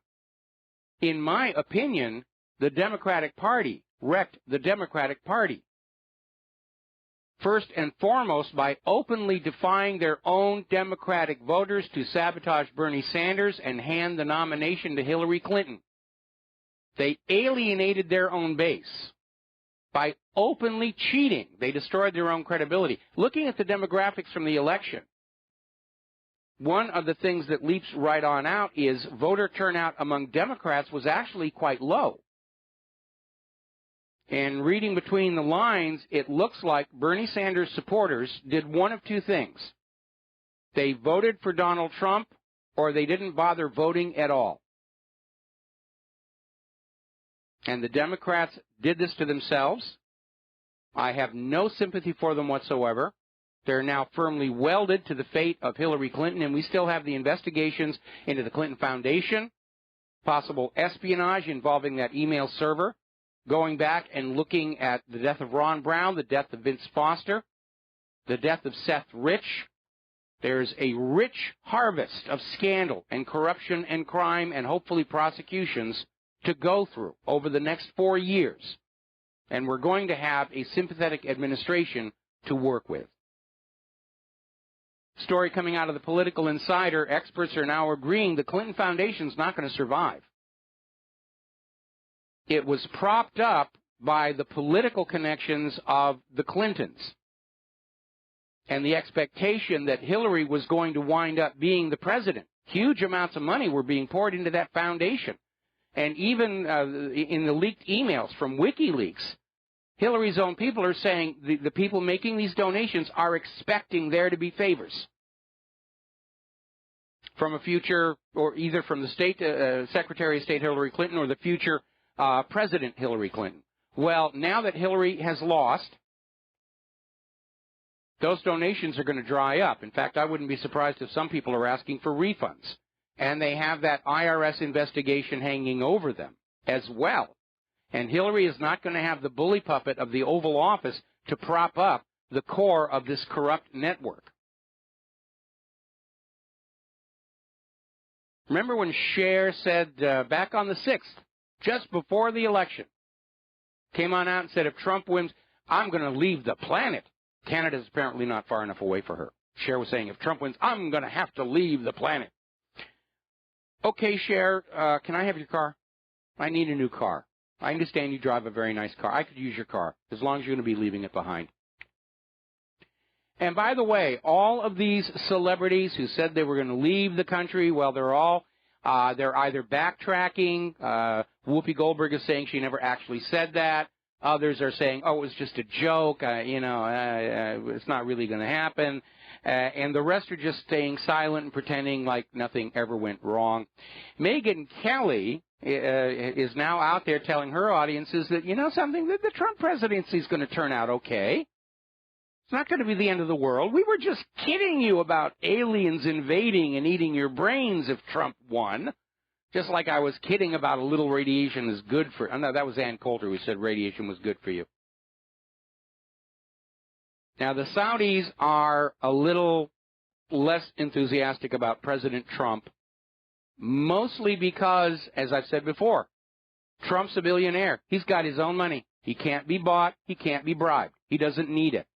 And, there was an interesting quote from Ben Franklin, who, in the midst of designing a republic and a democracy, admitted that our very best and our very worst leaders would be the very, very rich.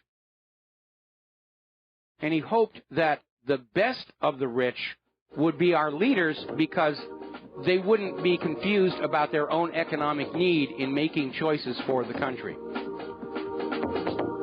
Going to take a break. We'll be right back. And aloha, America. Welcome back to our show here. Coming up on the top, somebody just actually sent me from the WikiLeaks.org website this email that purports to be from Bernie Madoff to John Podesta. And I don't know if it really was from Bernie Madoff. I got to tell you, reading it, it almost reads like the Nigerian scam. I've got all this money in the bank. I need your help to get it out, for which I will share. And I'm starting to think somebody was like yanking Podesta's ankle on this because of the way it's written. It's funny to read. Maybe it was real. Maybe it was made up, but it's still it's entertaining. What can I tell you? Schumer is now telling labor leaders the Trans-Pacific Partnership is now officially dead, which I think is a good thing.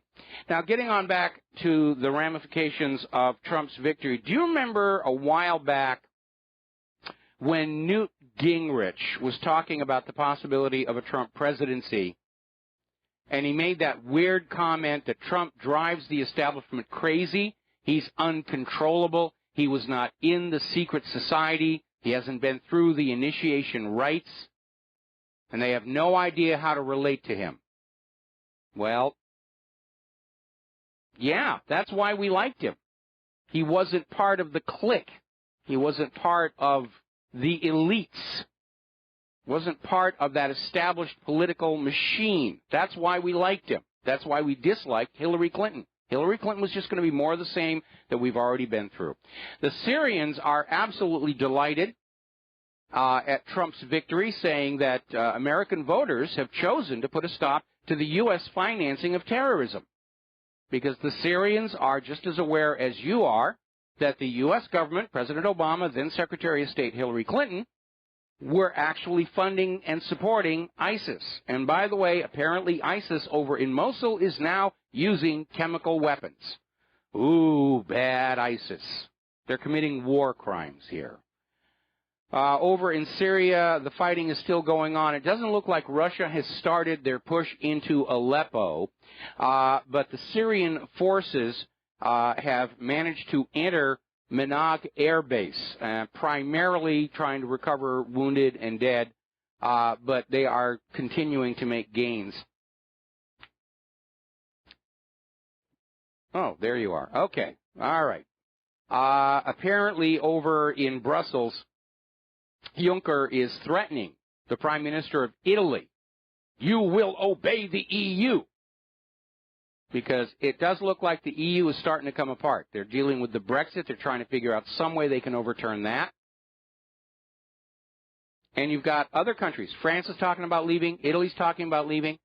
It's all starting to fall apart, and Juncker's just having a cow over this. His trans-European empire is starting to fall apart. And, of course, above him, you have Soros and the other globalists who are seeing their dream of a single world government in their lifetime evaporate. All right, we've got to take a break for station identification. We'll be back with the lovely Lady Claire after these few words. And aloha, America. Welcome back to our show, hour number 3. And for those of you watching on BAM User TV, this gorgeous creature sitting behind me is the lovely Lady Claire, who joins us on our Friday third hours. And what is your first story? Well, it's something that's getting little to no coverage here with the corporate media. But apparently, citizens of Bahrain are supporting a senior Shia clerk, Sheikh Qasim. And apparently, they have taken to the streets in several villages in town in support of this guy.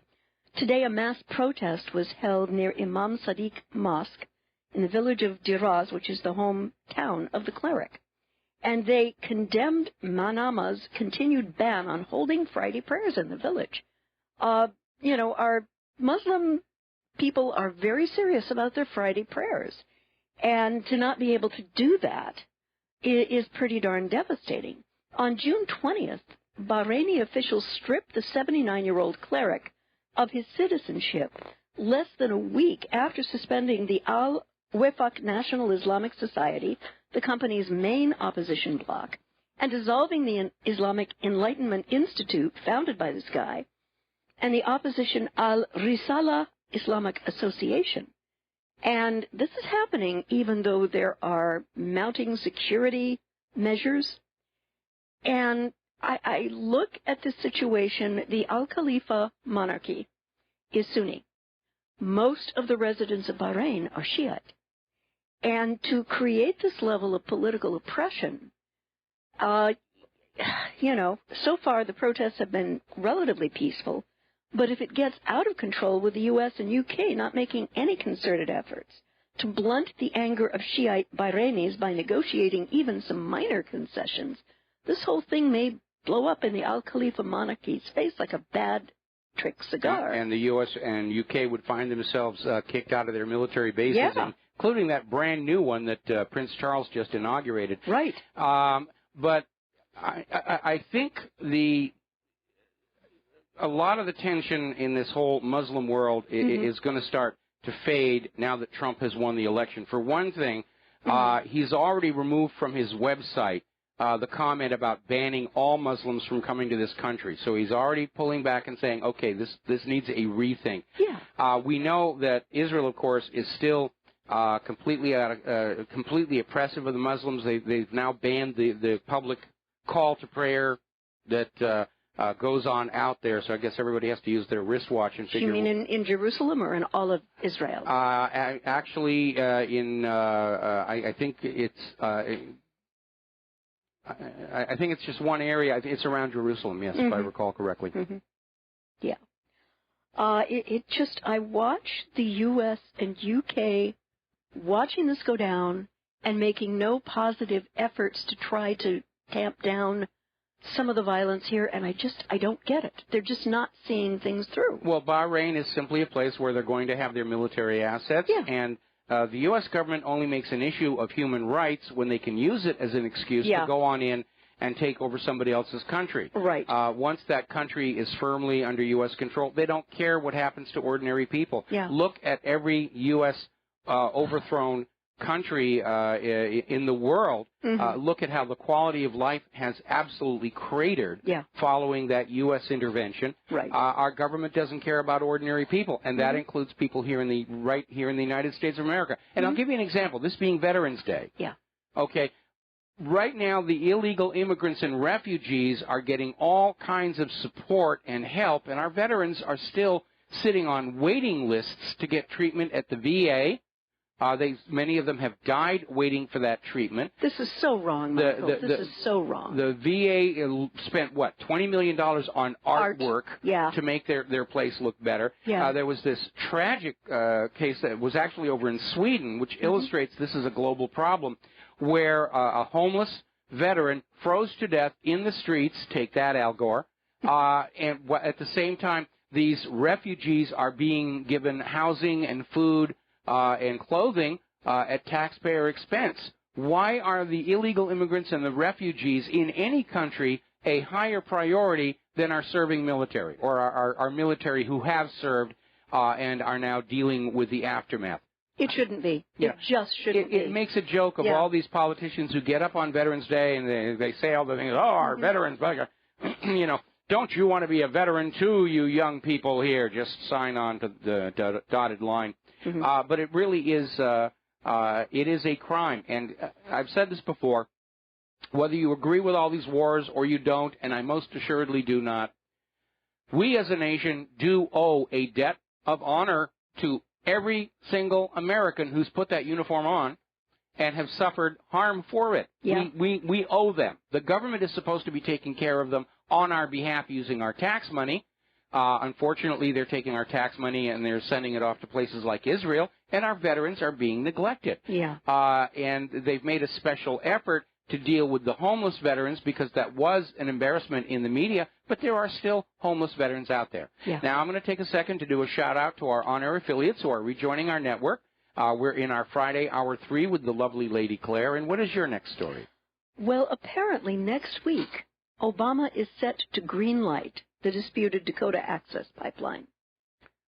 Ah. Yeah. Well, he may have a little bit of problems with that. Oh, really? How come? Yeah, well, because due to the protests and due to the fact that the company that was building the pipeline didn't have all the permits and even worse, failed to report archaeological artifacts their digging had found. Yeah.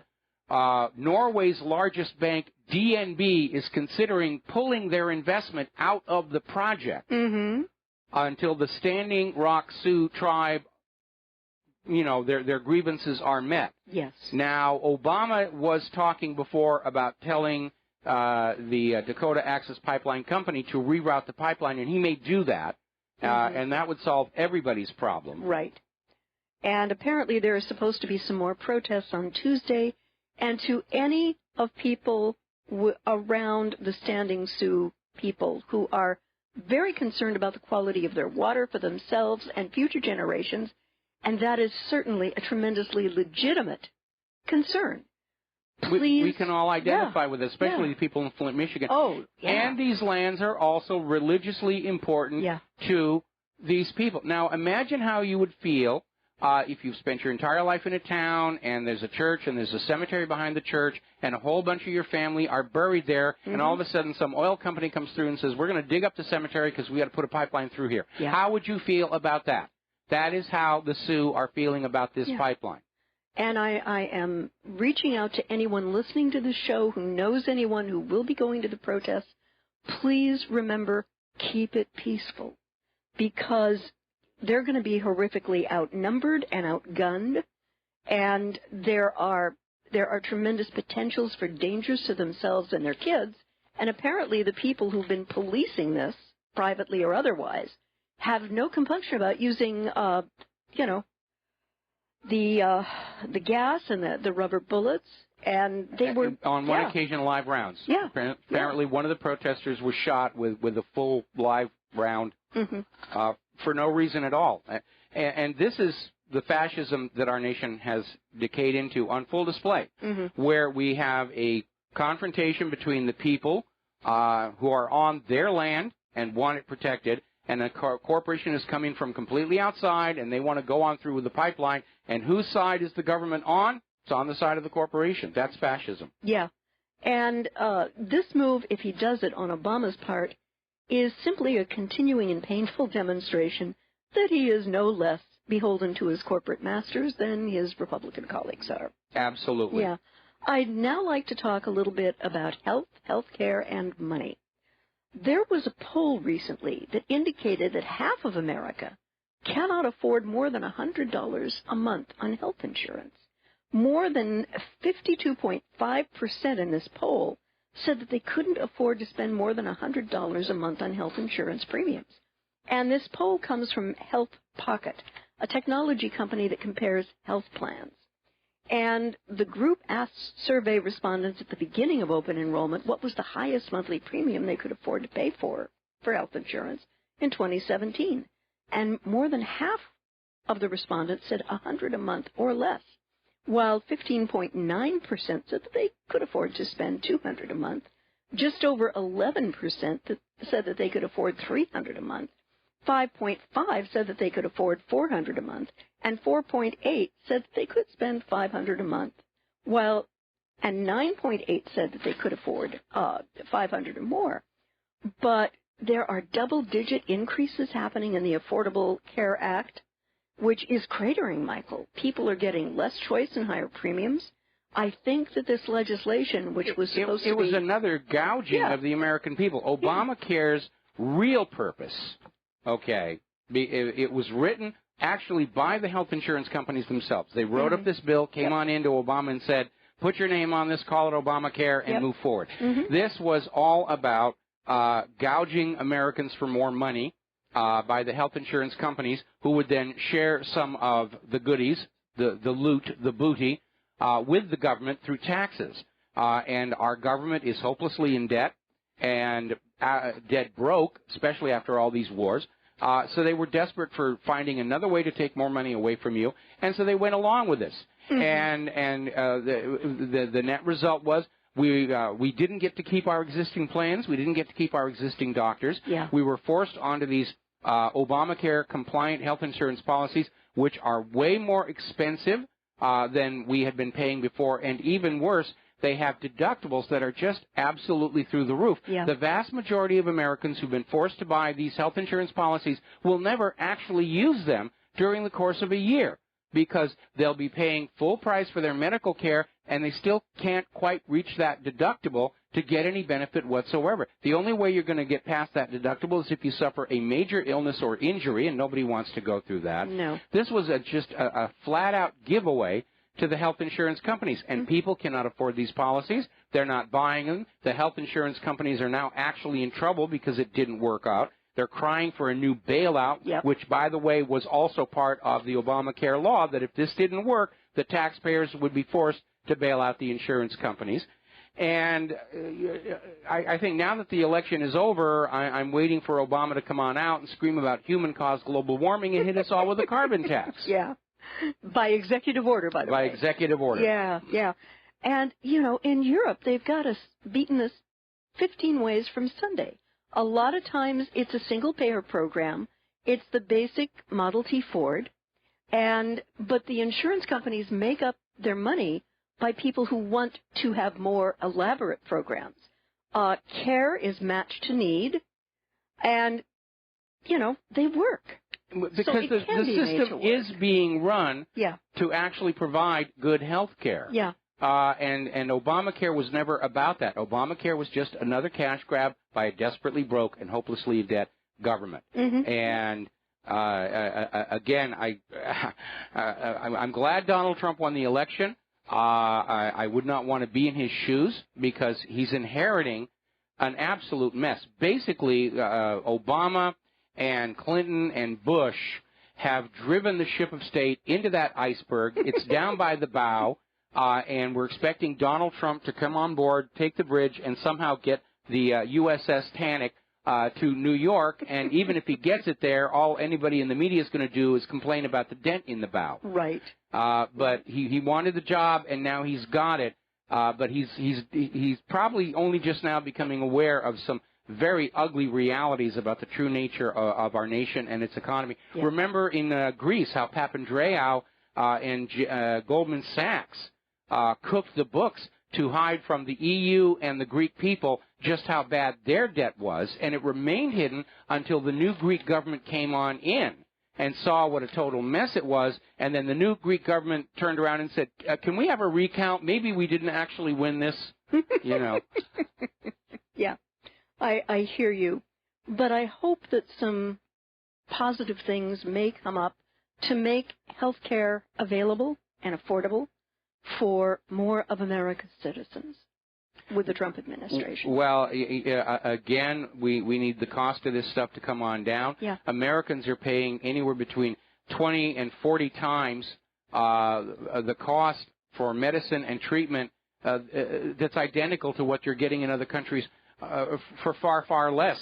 And the U.S. government is engaged in protectionism. They've now passed laws saying you can't go up to Canada to buy your prescription medications because we can't guarantee the safety and efficacy of the Canadian medicines, which are bought from the same companies as the American medications. And by the way, a lot of the U.S. pharmacies are buying medications in bulk at low cost from companies in Asia that have records for falsifying the drugs. You're not actually getting the medicine in them. So this idea that we're somehow the standard for quality medical care, we're certainly the most expensive, no question about that. But experts agree. Medical care in the U.S., health care, is ranked 33rd in the world, even though it is the most expensive. Yeah. Because medical care is just another money-making opportunity. It's not really about health care.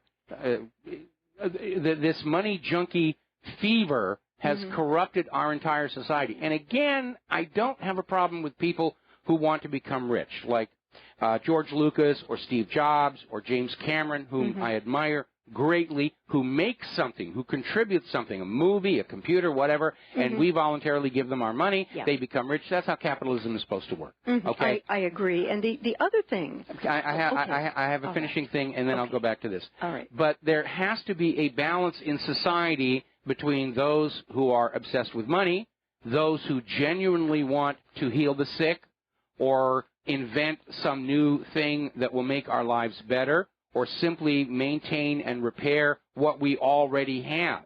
And our society is tremendously out of balance. What is that Native American word, Koyaanisqatsi? Koyaanisqatsi, life out of balance. Yeah, life. We're there. We're absolutely there.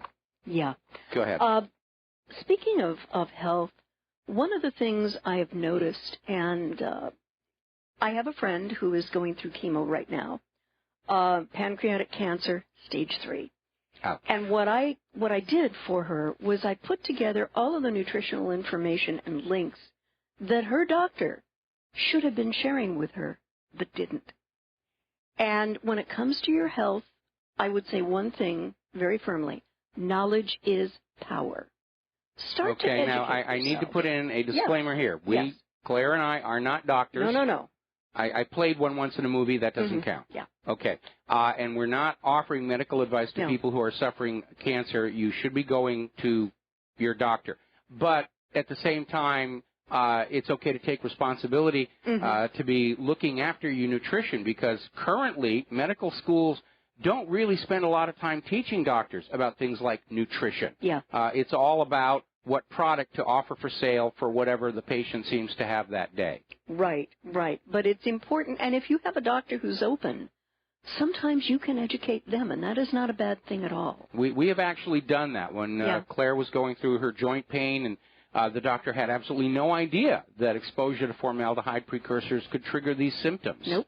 And so anyway, again, the love of money or the lust for money has distorted our society. It's destroyed what used to be the best aspects of what we call the American character. That character was something the rest of the world could and did look up to. But it's gone. It's been poisoned by this constant exposure to the money junkies. who basically, in order to feed their own addiction, eventually turn us all into money junkies just to survive and get by. Yeah. Something health-related that I'd like to look at real quickly before our break. In leaked emails, aspartame has been linked to diabetes, Alzheimer's, and obesity. Now, what this stuff is supposed to do is give you the comfort of the taste of sweetness without any additional calories. But there is new information that has confirmed diet soda is actually linked to a myriad of health problems, including diabetes and Alzheimer's. And how it does this, aspartame, may result in methanol toxicity, which has recently been linked to Alzheimer's disease. That's wood alcohol, and that's a toxin. I mean, you need to remember, aspartame was, it's a neurotoxin. It was originally classed as a biological weapon. Right. For heck's sake. Okay, we got to take a break for commercials. We'll be right back. And aloha, welcome back to the show. I'm looking at some of the stuff that the readers are sending in, the listeners, and we have a lot of very clever, creative people who are sending us in things which are funny and humorous. And this one is actually germane to what you were going to talk about. Okay. So go for it. Okay. Safe spaces abound for college students. Colleges and universities nationwide are establishing safe spaces for students troubled by the results of the 2016 presidential election, offering everything from counseling hours to painting activities. And St. Mary's University has embraced the trend of colleges shielding students from the results of the presidential election, offering a safe space with warm drinks and nourishment for students who are stressed by results. And apparently, Etta Martinez-Anderson, the Assistant Dean of Student Life, sent a school-wide email encouraging students to take a deep breath and console each other in the Intercultural Center and the Women's Resource Center. And she says, whether you're celebrating a victory or grieving a loss, let us remember to take care of each other, she wrote. And they could come to the WRC to paint, engage in creative projects, hold dialogue, and reflect. And I've got to tell you, Mike, I think the colleges and universities who are doing this are doing their students an horrific disservice. Yes. Because real life holds absolutely zero safe spaces. And the sooner students understand this, the better they're going to be able to cope with the disappointments they're going to have to endure on the way to becoming self-actualized human beings. Well, I mean, you know, it's this idea of students being given a day off because they didn't get Hillary as president. When you go out in the real world, most times you're not going to get what you want because there are going to be 3 or 4 or 5 other people who want it, and you're just going to have to learn how to deal with that. And in many ways, our universities are repeating one of the major mistakes of the militant feminist movement of the 1990s, of saying you can all be successful and we're going to teach you how to be successful, and they never prepared them to deal with failure. Yeah. And so when these women went out in the real world and they got into corporate life and they failed for the same reasons as men around them failed, they went bonkers. Oh, it's the patriarchy, it's sexism, it's all the rest of that. You know, I'm a victim of mental rape and so forth. Somebody just sent me this. I'm going to read it on the air here. The new U.S. management regrets to inform all snowflakes, social justice warriors, eternal targets of imaginary offenses, and victims of microaggressions that as of November 9th, 2016, all safe spaces have been closed. We realize this may be a traumatic change for those feeling entitled to safe spaces who have come to depend on restraining others who hold more traditional, sensible values and have recently seen the prohibition of exercising First Amendment rights. We offer our deepest, insincere, and sarcastic apologies. Things are different now. Grown-ups have taken the helm. Yeah. Adults will soon be in charge. The coddling and papering and catering to your delicate whims is over. Just be advised. Now go and watch television. Now, what has to happen here after the consoling, the artwork, and the dialogue is that these students need to come to grips with the reality of why their favored candidate didn't win the election and take positive actions to avoid a situation in 2020. First and foremost, the Clinton cartel machine robbed Bernie Sanders of his chance at the presidency by cheating every possible creative way that they could. That's been substantiated. Had Sanders become the Democratic nominee, I could have possibly gotten behind him. Me too. But the Clinton cartel made that impossible to happen. And although Clinton likely won the popular vote, she didn't win enough votes in the Electoral College to swing the election her way. Now, one practical thing college students may want to do is get behind sponsoring legislation to do away with the Electoral College completely. And they may have many Democratic legislators who want to get behind this right now. But again, if this had been a popular vote contest, Trump would have run his campaign differently, and he probably still would have won. Yeah. And again, before we start crowing about Hillary Clinton winning the popular vote by 1/4% of all voters, we have to subtract out all those illegal immigrants who voted, all the dead people who voted, all of these multiple, repeat voters, and all of those computers that were taking votes for Donald Trump and assigning them to Hillary Clinton. Right. The reality is, no, she didn't win the popular vote either. She stole it. Yeah. But again, they don't get to change the rules after the game is over. No. We're going to take a break for commercials. We'll be right back. Actually, don't call. We've closed the phone lines for the rest of the show here so that Claire and I can actually get some news on out. So, get your fingers off those buttons. We're not going to answer the phones. I'd kind of like to continue about the the safe space the safe spaces movement. Here. One of the things these students need to do is to advocate for the Democratic Party to get rid of their crooked globalist sociopathic leaders and replace them with individuals who actually care about the people of this country and their future. Donna Brazile, pardon me, should be bounced out of her position in party leadership yesterday. And, Mike, I'm thinking that this might be a meaningful, constructive way of engaging Bernie Sanders as party co-chair with the now Senator Tammy Duckworth of Illinois, who is the first Asian-American senator from Illinois and is also a disabled vet. I have a lot of respect for this gal personally. Yeah, that's a good idea. I think that as a woman and as an Asian American woman and as a vet, she has some perspectives that are pretty real, And the other thing students need to understand, at the end of the day, this election was a referendum on continued economic social costs of globalization versus the choice to re-embrace American nationalism. And because of all the hurt globalism has caused so many people in this country who've had their jobs offshored, outsourced, to a country with ultra-low labor costs like Malaysia, where the use of slave labor is still tolerated.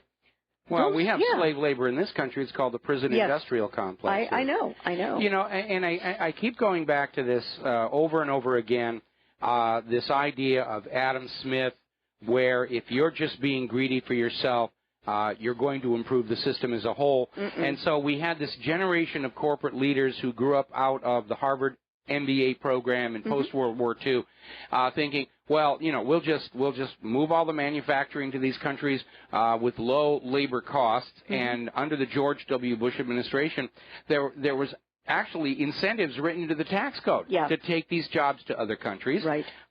And nobody stopped to realize that if the American people don't have any high-paying jobs, they're not going to be going down to those shopping malls and buying things. They're not going to be buying new homes. They're not going to be buying new cars. Nope.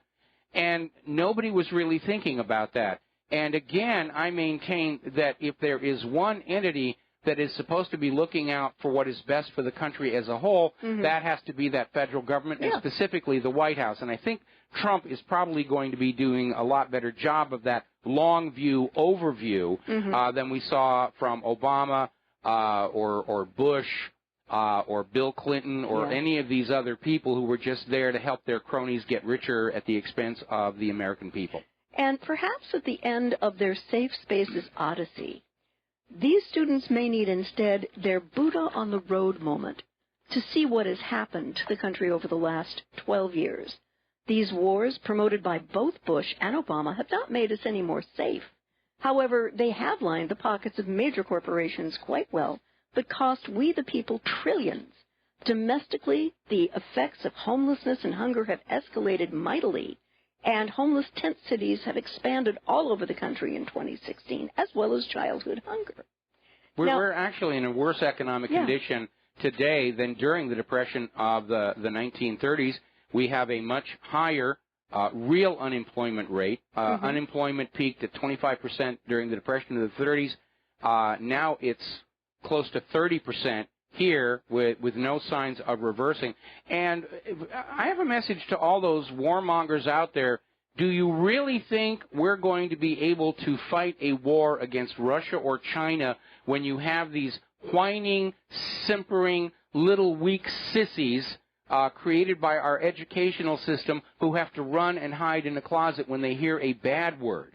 Yeah. I mean, what a contrast to 1942 when you had 18-year-olds storming the beaches of Normandy, knowing they could probably get killed in the process. Yeah.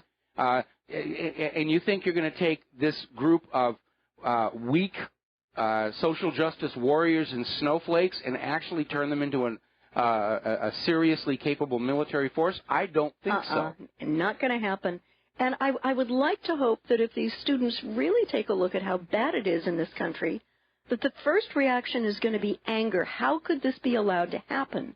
But I'd like the second to be reflective and to be, how can they do something to change things right where they are?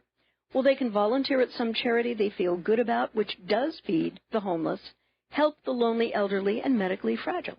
That is one positive way of taking ownership of some of the daunting issues facing this country can do. And it's something everyone can do, just even to a little degree. Even if it's a can of beans for a food bank, you can do that. Most of our listeners out there can do that. Unfortunately, most liberals' idea of helping society is to take money away from this person over here and give it to that person over there, and then say, look, I'm doing good things for the world. Yeah. When the Amish raise a barn, they do it in one day because everyone is working cooperatively and in the spirit of goodwill. Having your safe space will ultimately not get the barn built, and in their despair, I think this is what these students really need to hang on to, a sense that they can make a positive difference by doing something in their community they feel good about. That would be a good thing. And they need exposure to the real world, because you go through these schools, this entire educational system being turned into this easy-to-offend, fragile little flower who is reduced to tears by a bad word or locker room language. You get out in the real world and you see what it's like being in business and being in competition and trying to get actually something done. It's going to be a psychic shock to most of these people. They're not mentally prepared to deal with the real world. They're just being turned into loyal liberal supporters and voters. I know with my own work, I'm only as good as my last lead when I do marketing. Well, I'm only as good as my last radio show. Yesterday's show kind of sucked. Oh, I don't think so, dear. There was an article in Blacklisted News. Apparently, with the election of Trump, al-Nusra is on the run, and Trump induces his first major policy change on Syria. The Obama administration, through the CIA-led Saudi asset, John Brennan, very close to the Saudis, they were feeding a lot of weapons training and billions of dollars to alleged moderate rebels, who then turned around and either gave the CIA gifts to al-Qaeda in Syria or joined it themselves. The scheme was no secret, and Russia, as well as Syria, pointed this out innumerable times. The Russian Foreign Minister Lavrov negotiated with the U.S. Secretary of State, who promised to separate the moderate rebels from al-Qaeda. But Kerry never delivered. Instead, he falsely accused Russia of committing atrocities that never happened. The CIA kept the upper hand within the Obama administration and continued. But now what's going to happen is that apparently the U.S. is going to shoot to kill the al-Nusra and will be coordinating with Russia. And it's amazing. It looks like Trump is already making waves in foreign policy, and he hasn't even taken the oath of office yet. That's kind of an amazing change. Yes, it is. Yeah, definitely. Okay, what is next on your list here? The next on my list is longtime mass surveillance defenders freak out now that Trump will have control. And there are a lot of people who support all sorts of surveillance, but now they are getting a little bit nervous because Trump is going to be in charge of it all. What's he going to do? He's going to be businesslike. Yeah. I mean, if you go on out and look at the analysis of cost per vote of the two campaigns, Hillary's people, they had tons of money. They were spending it like they were in the government. Yep. And Donald Trump was running his campaign on a budget, came out to less than $5 a vote. That's absolutely amazing. And I think Donald Trump is going to go on in, and probably his first year in office, he's going to be looking at any place that is costing a lot of money and not producing anything positive, and he's going to start shutting it all down. Because we can't afford these luxuries anymore. And we know that the NSA has built this global intrusive spy on everybody system that doesn't seem really able to do much of anything useful at all. They can't catch the ransomware writers. They can't stop the flood of Viagra emails coming into our email boxes. They really don't seem able to do much of anything at all. And I think Donald Trump is going to say, let's have surveillance on the people who are of legitimate concern to the government, foreign leaders, spies, and so forth and so on, and leave everybody else alone. We don't need to spend the money. We're not getting anything for it. Yeah. Yeah, it's a huge amount of money, and I know that they've probably surveilled Mike and I. In fact, Mike and I have had conversations about us being surveilled as punishment duty. We're the punishment duty. If you really mess up, you have to stand surveillance on the Riveros here, because we're not really doing anything all that interesting. But again, it's a hideous waste of money, and I think we're going to see a transition from a government that is just trying to create jobs to a government that's going to create productive jobs, and that is certainly very scary to people whose entire career has been about sitting at a desk and doing a rubber stamp on a piece of paper and shuffling it back and forth, or sitting back under the name of national security, stealing pictures of naked people off of Americans' private computers to pleasure themselves with late in the evening hours, as Edward Snowden has confirmed the NSA likes to do. Yeah. This one, you have... I keep my pictures of Claire locked up. NSA can't get... It's air-gapped. He really doesn't have any, but that's okay. You have to appreciate the irony in this following story. Female anti-bullying ambassador 23 arrested at Trump Tower protest for pushing man 74 to the ground in fight over new president-elect. I mean, wow. And this is the image now of the Democratic supporters, and it's breaking terrible. Windows, looting, burning cars. And cracking heads. Because love trumps hate. Love trumps hate. And, she was a female anti-bullying ambassador and gospel singer. She was arrested last night for pushing an elderly man to the ground in a fight outside of Trump Towers. Shakara McLaurin, 23, from Brooklyn, joined angry protesters outside the president-elect's New York home in the second night of uproar since his election win. And it was a Black Lives Matter protester, and she pushed this guy, 74, so hard that it caused him to hit the back of his head on the sidewalk. That's not good. Now, she herself had been the victim of a brutal beating, but she was arrested for felony assault and faced court on Friday. And she claimed that she was provoked when the man, who probably was drunk, used a very nasty racial epithet against her. And we have to do on race relations in this country. We do. But we have to undo all the fanning up of racial tensions that happened this year in support of Hillary's campaign. We have to roll back Black Lives Matter, and we have to get it back to All Lives Matter. I think so. Remember when people who were saying All Lives Matter were being denounced as racist? How can you even say a white life matters? It doesn't. Only the Black lives matter. And you don't cure racism by being racist. No, you don't. You try and win elections by being racist, and that's what they're doing. They've caused a lot of damage to our society, and we're going to have to be aware that that was done, that it was done to us from outside, and we're going to have to work together, all of us, to just go up to each other and say, okay, we were set at each other's throats as a cheap political stunt to try and get Hillary Clinton elected. It's time to let that go away. Yeah. We also have to do a lot of work in terms of real education in our inner cities and make sure that kids whose families maybe don't have a lot have a really excellent education. I mean, I'm 67. I say that very honestly. And I was so lucky to have been born to the parents I was born to on many levels because they stressed the value of education. They stressed the importance because in looking at me when I was a very small child, it was very obvious to them that it wouldn't be my face that would be my fortune, but that I'd have to learn to actually do something. Beautiful. Well, you're a sweetheart, and I love you with all my heart. But no, we have to make sure that kids get a proper education. As many of you know, I do marketing, so I'm on the phone to various parts of the country. And in Southern California, a lot of times, and this is not about people who've come here from somewhere else, I hear the English that's spoken, and it's pretty darn broken.